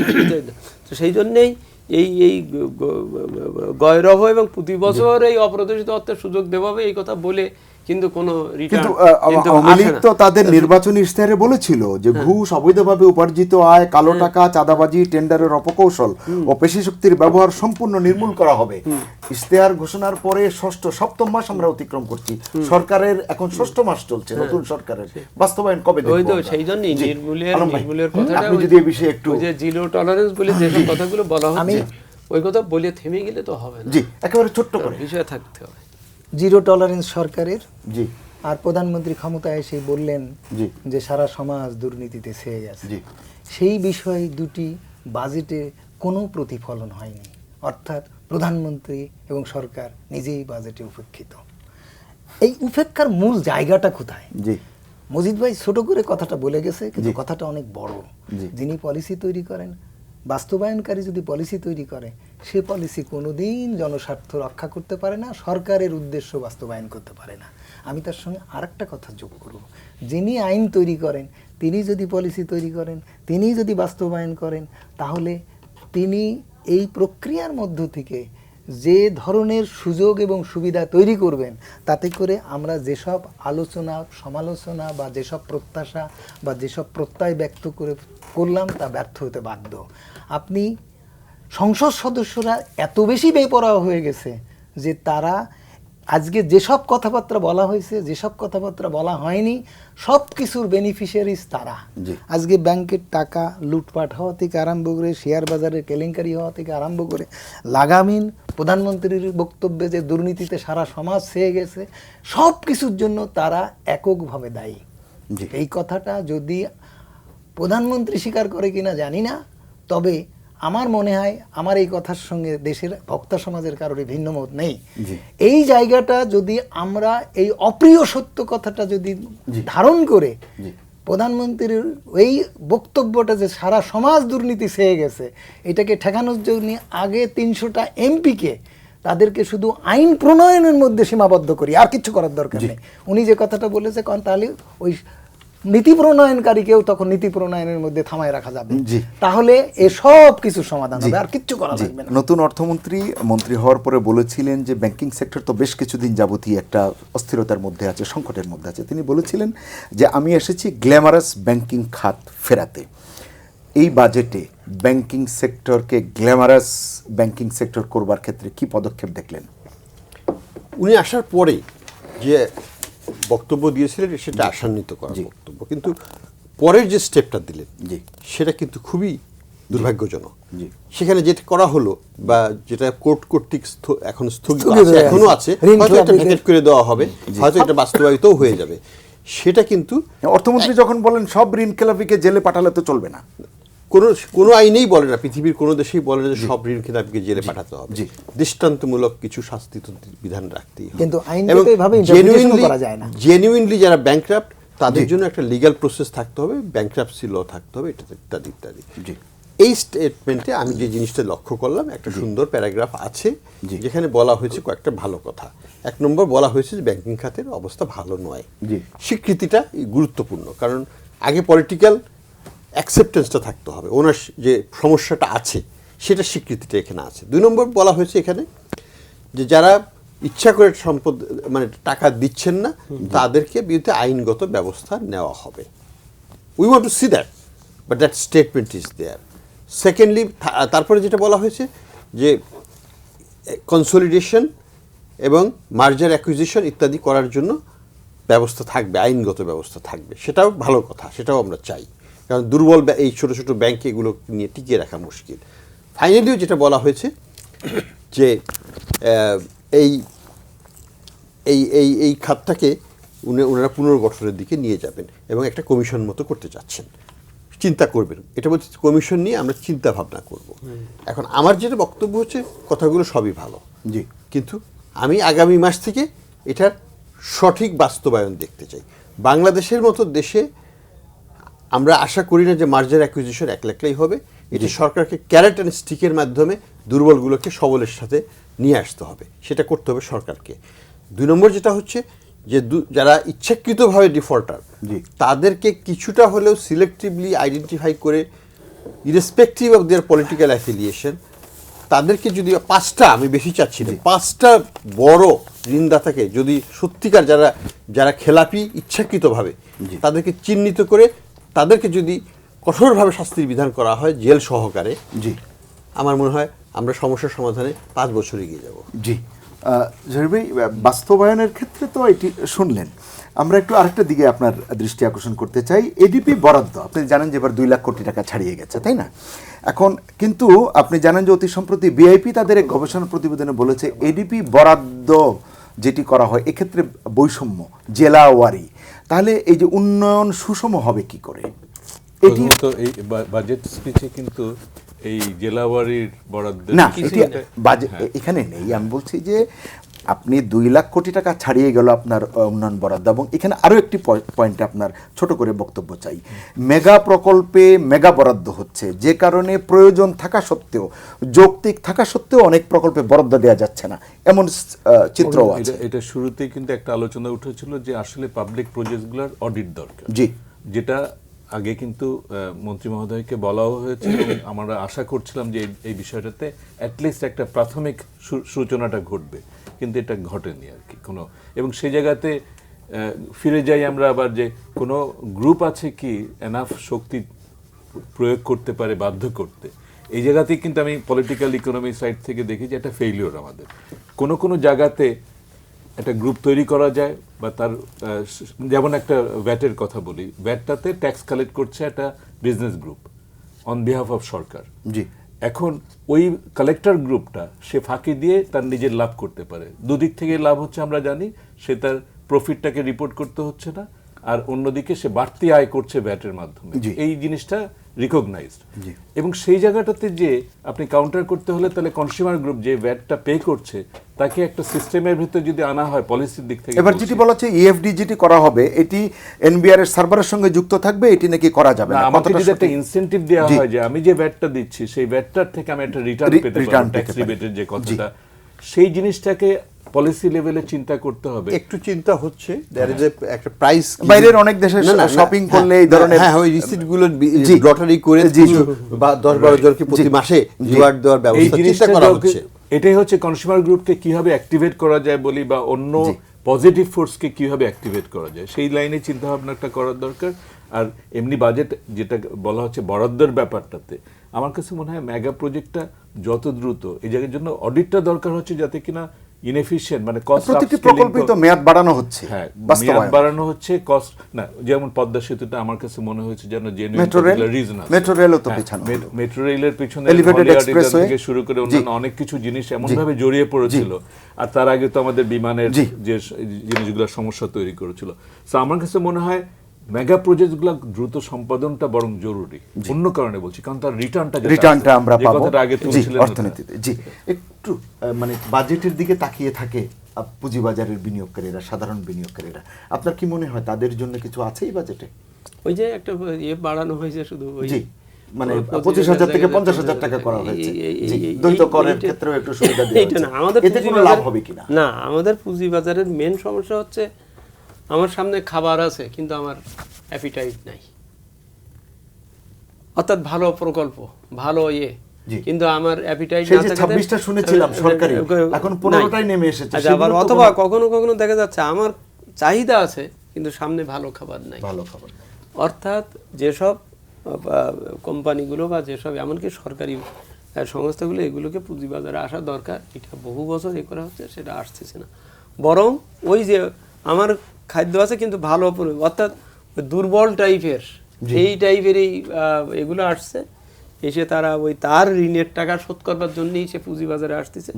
এবং একটা অর্থাৎ ওই স্ট্রাকচারের ব্যাপারে কিছু কথাবার্তা থাকা দরকার, যে কিভাবে সরকারি বা ওই যে অন্যান্য বড় প্রকল্পগুলো বা এরা এদেরকে পুঁজিবাজারে আনার ব্যাপারে করে এইভাবে পুঁজিবাজারকে শক্তিশালীকরণের পদক্ষেপ ছাড়া এই যে হঠাৎ করে 25,000 টাকার জায়গায় 30,000 দিলাম, ডবল এটা করতে দিলাম না, এটা তো আছে অনেকগুলো। একটা জায়গায় আবার খুব একটা আপত্তিজনক একটা ভবিষ্যৎ এখানে আছে, সেটা হচ্ছে যেটা অন্যান্য দেশের চাইতে ভিন্ন।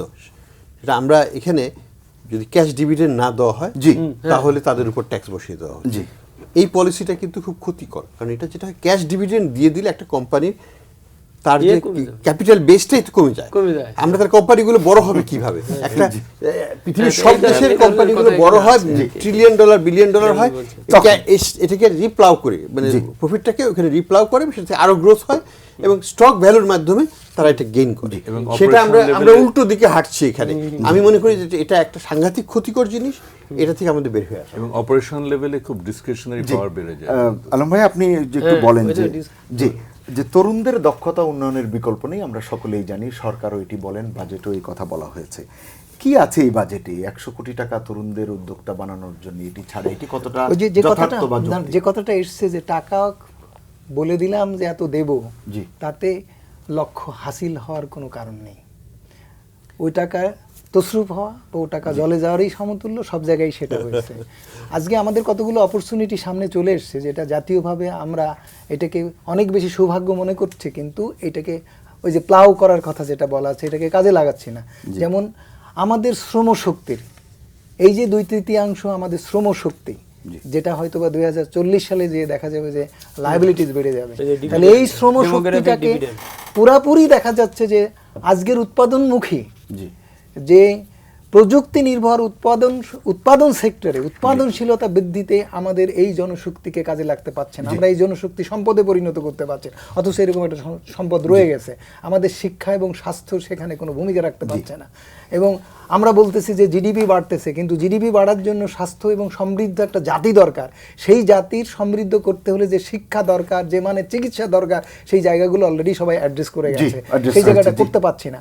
আবার শিক্ষাটা নেওয়ার জন্য আমি যখন প্রাইমারি স্কুলে পড়েছি তখন পয়সা দিয়ে শিক্ষা নেওয়ার মতো ক্ষমতা তো ছিলই না, বই কেনার মতো সামর্থ্য ছিল না, কৃষিকাজ বাদ দিয়ে স্কুলে যাওয়ার মতো সময় দিতে পারতো না। আজকে সেই একজন কৃষক রিক্সাওয়ালা পর্যন্ত প্রাইভেট পড়ায় তার ছেলেকে পড়ানোর মতো পুঁজি বিনিয়োগ করতে পারে। স্বাস্থ্য, সে ডাক্তারকে পয়সা দিয়ে স্বাস্থ্য সেবা নিতে পারে। এতখানি সক্ষমতা যে জাতি অর্জন করেছে, সেই জাতিকে দিক নির্দেশনা দেওয়া, পথ দেখানোর মতো পলিসি নেই, পরিকল্পনা নেই, কিচ্ছু নেই। এই যে শূন্যতা, এই শূন্যতা আমি আজকে সরকারের সদয় দৃষ্টি আকর্ষণ করব। এই শূন্যতা পূরণ করার জন্য আমি মনে করি জরুরি অবস্থা ঘোষণা করা হোক। প্রশ্নে জি জহির ভাই, একেবারে শেষের দিকে চলে এসেছি। আমরা সামাজিক নিরাপত্তা বেষ্টনী নিয়ে তো কথা বলতেই পারলাম না, আরও অনেকগুলো বিষয় জায়গা রয়ে গেছে। এবারও তো আপনার অনেকগুলো আওতা বাড়ানো হচ্ছে সামাজিক নিরাপত্তা বেষ্টনীর, এবং সব ধরনের ভাতা, সম্মানী এবং অনুদানীগুলো বাড়ানো হচ্ছে। কিন্তু অভিযোগ যেটি সবসময় আমরা শুনি, বাজেটে যেটি বলা হয়েছে তার বিপরীতে যেটি জনগণ বা ভুক্তভোগীরা বলেন, প্রায় 20% অপচয় হয়ে যায়, সুবিধাভোগীর কাছে, উপকারভোগীর কাছে যায় না। প্রায় 40%। প্রায় 40%। হ্যাঁ, এই ব্যাপারে যেহেতু বাজেটের কি করণীয়? জি হ্যাঁ, বাড়ানো তো হলো, তাতে কি কতগুলো আইটেম আছে যেগুলো চোখ বন্ধ করে দেওয়া উচিত। আমি স্পষ্ট জায়গায় যাচ্ছি না, এখানে কোনো ছাড় টাড় দেওয়ার মামলা না, যে সব মুখকে সন্তুষ্ট রাখার জন্য কিন্তু সেফটি নেট প্রোগ্রাম না, যে কারণে সিলেক্টেড টার্গেটেড কতগুলো জিনিস, আর কিছু কিছু জায়গায় কিন্তু মেকানিজম পাল্টানোর দরকার। আমি বিভিন্ন জায়গায় ছড়ানোর মাধ্যমটা যদি অন্য হয়, আমি একটা ছোট্ট উদাহরণ দিয়ে শেষ করব। সেটা হচ্ছে যে আজকে শহরে যদি কোনো ভালো খাবার দোকান স্বল্প মূল্যে যেটা বিক্রি করবে সাবসিডাইজ, এটা লঙ্গরখানার সাবস্টিটিউট মার্কেট প্লেস, যেখানে খুব অল্প দামে খাবার বিক্রি হবে এবং সেটাকে সাবসিডাইজ করবে সরকার, ওর মাধ্যমে কিন্তু অনেক লোক উপকার পেতে পারে। নট ক্যাশ, আমি সেটাই মিন করি, আপনি ঠিক বলেছেন। এবং ঘরে ঘরে গ্যাস তৈরি করার কোনো দরকার নেই, এক জায়গাতে সব জিনিস হবে। যাদের খাবার দরকার, শেষ করতে হচ্ছে 30 সেকেন্ডে শেষ কথা কি বলবেন? যা আলোচনা আপনারা করলেন, যা সব সময় শুনি, এর পেছনে দুর্নীতি উঠে আসে, সুশাসনের ঘাটতির কথাটি উঠে আসে। এটি অ্যাড্রেস না করলে পরিকল্পনা যত সুন্দরই হোক, তা কখনোই বাস্তবের মুখ দেখবে না। বাংলাদেশের একটা জিনিস কি, পরিকল্পনা কমিশন কিন্তু পরিকল্পনা ভালোই করে, কিন্তু সমস্যাটা হচ্ছে এই পরিকল্পনার বাস্তবায়ন। আমরা যখন দেখি পরিকল্পনাতে ট্যাক্স টু জিডিপি রেশিও 6ষ্ঠ পঞ্চবার্ষিকী পরিকল্পনা ছিল 4% বাড়ানো। এখন কি করতে হবে? আমাদেরকে সব ক্ষেত্রে এই যে আমাদের সামাজিক বেষ্টনীর কথা বলা হলো, সুন্দর স্ট্র্যাটেজি আছে, সোশ্যাল পলিসি গভর্নমেন্ট অ্যাডাপ্ট করেছে, কিন্তু সেটা বাস্তবায়নের নিয়ে কোনো ঘোষণা এখানে নাই। বাংলাদেশে 155টা প্রোগ্রাম চলছে বর্তমানে, পৃথিবীর কোনো দেশে এতগুলো প্রোগ্রাম চলে না। এতগুলো প্রোগ্রাম চালানোর মতো আমাদের যোগ্যতা নাই। আমাদেরকে এফিশিয়েন্ট হতে হবে, আমাদেরকে যেগুলো প্রোগ্রামগুলো আছে, যে স্ট্র্যাটেজিগুলো আছে, সেটাকে সঠিকভাবে বাস্তবায়ন করতে। 30 সেকেন্ডই সব কথার শেষ হলো এই যে বাস্তবায়ন দক্ষতা বাড়ানো, এবং বাস্তবায়ন দক্ষতা বাড়াতে গেলে জবাবদিহিতা এবং স্বচ্ছতা প্রতিষ্ঠা করা দরকার। এবং সেটা একটি সংসদীয় দেশে সংসদকেই, জাতীয় সংসদকেই, আইনের আওতায় যে ব্যবস্থাগুলো আছে, সংসদীয় কমিটিগুলো এই বাজেট প্রণয়ন এবং বাস্তবায়ন, এটার ব্যাপারে তারা যেমন জবাবদিহির একটা ব্যবস্থা করবেন। একই সাথে এই যে সম্পূরক বাজেটটাই তো হচ্ছে সারা বছরের সব কর্মকাণ্ডের। সুতরাং সেখানে ভারতীয় সংবিধানেও আছে সম্পূরক বাজেট, কিন্তু ওই পাবলিক অ্যাকাউন্ট কমিটির মাধ্যমেই তারপরে যায় বাজেট। এটা ওই একদিন আলোচনা করে পরে একদিনও হয় না, 5 মিনিট। আপনাদের চারজনকে ধন্যবাদ জানাচ্ছি। এই আলোচনার জন্য আরো অনেক সময়ের প্রয়োজন, তাহলে আরেকটু খাতোয়ারি বিস্তৃত করে আলোচনা করা যেত। আপনাদেরকে আবারও ধন্যবাদ জানাচ্ছি। দীর্ঘ সময় এই আলোচনায় আপনারা যুক্ত থাকলেন, অনেক মতামত দিলেন। সুপ্রিয় দর্শক, আপনাদেরও ধন্যবাদ জানাচ্ছি, আপনারা যারা এতক্ষণ বিএসআরএম গণতন্ত্র এখন দেখলেন এবং শুনলেন। আগামী অনুষ্ঠান দেখার আমন্ত্রণ জানিয়ে শেষ করছি। সবাই ভালো থাকুন, সুস্থ থাকুন, নিরাপদে থাকুন।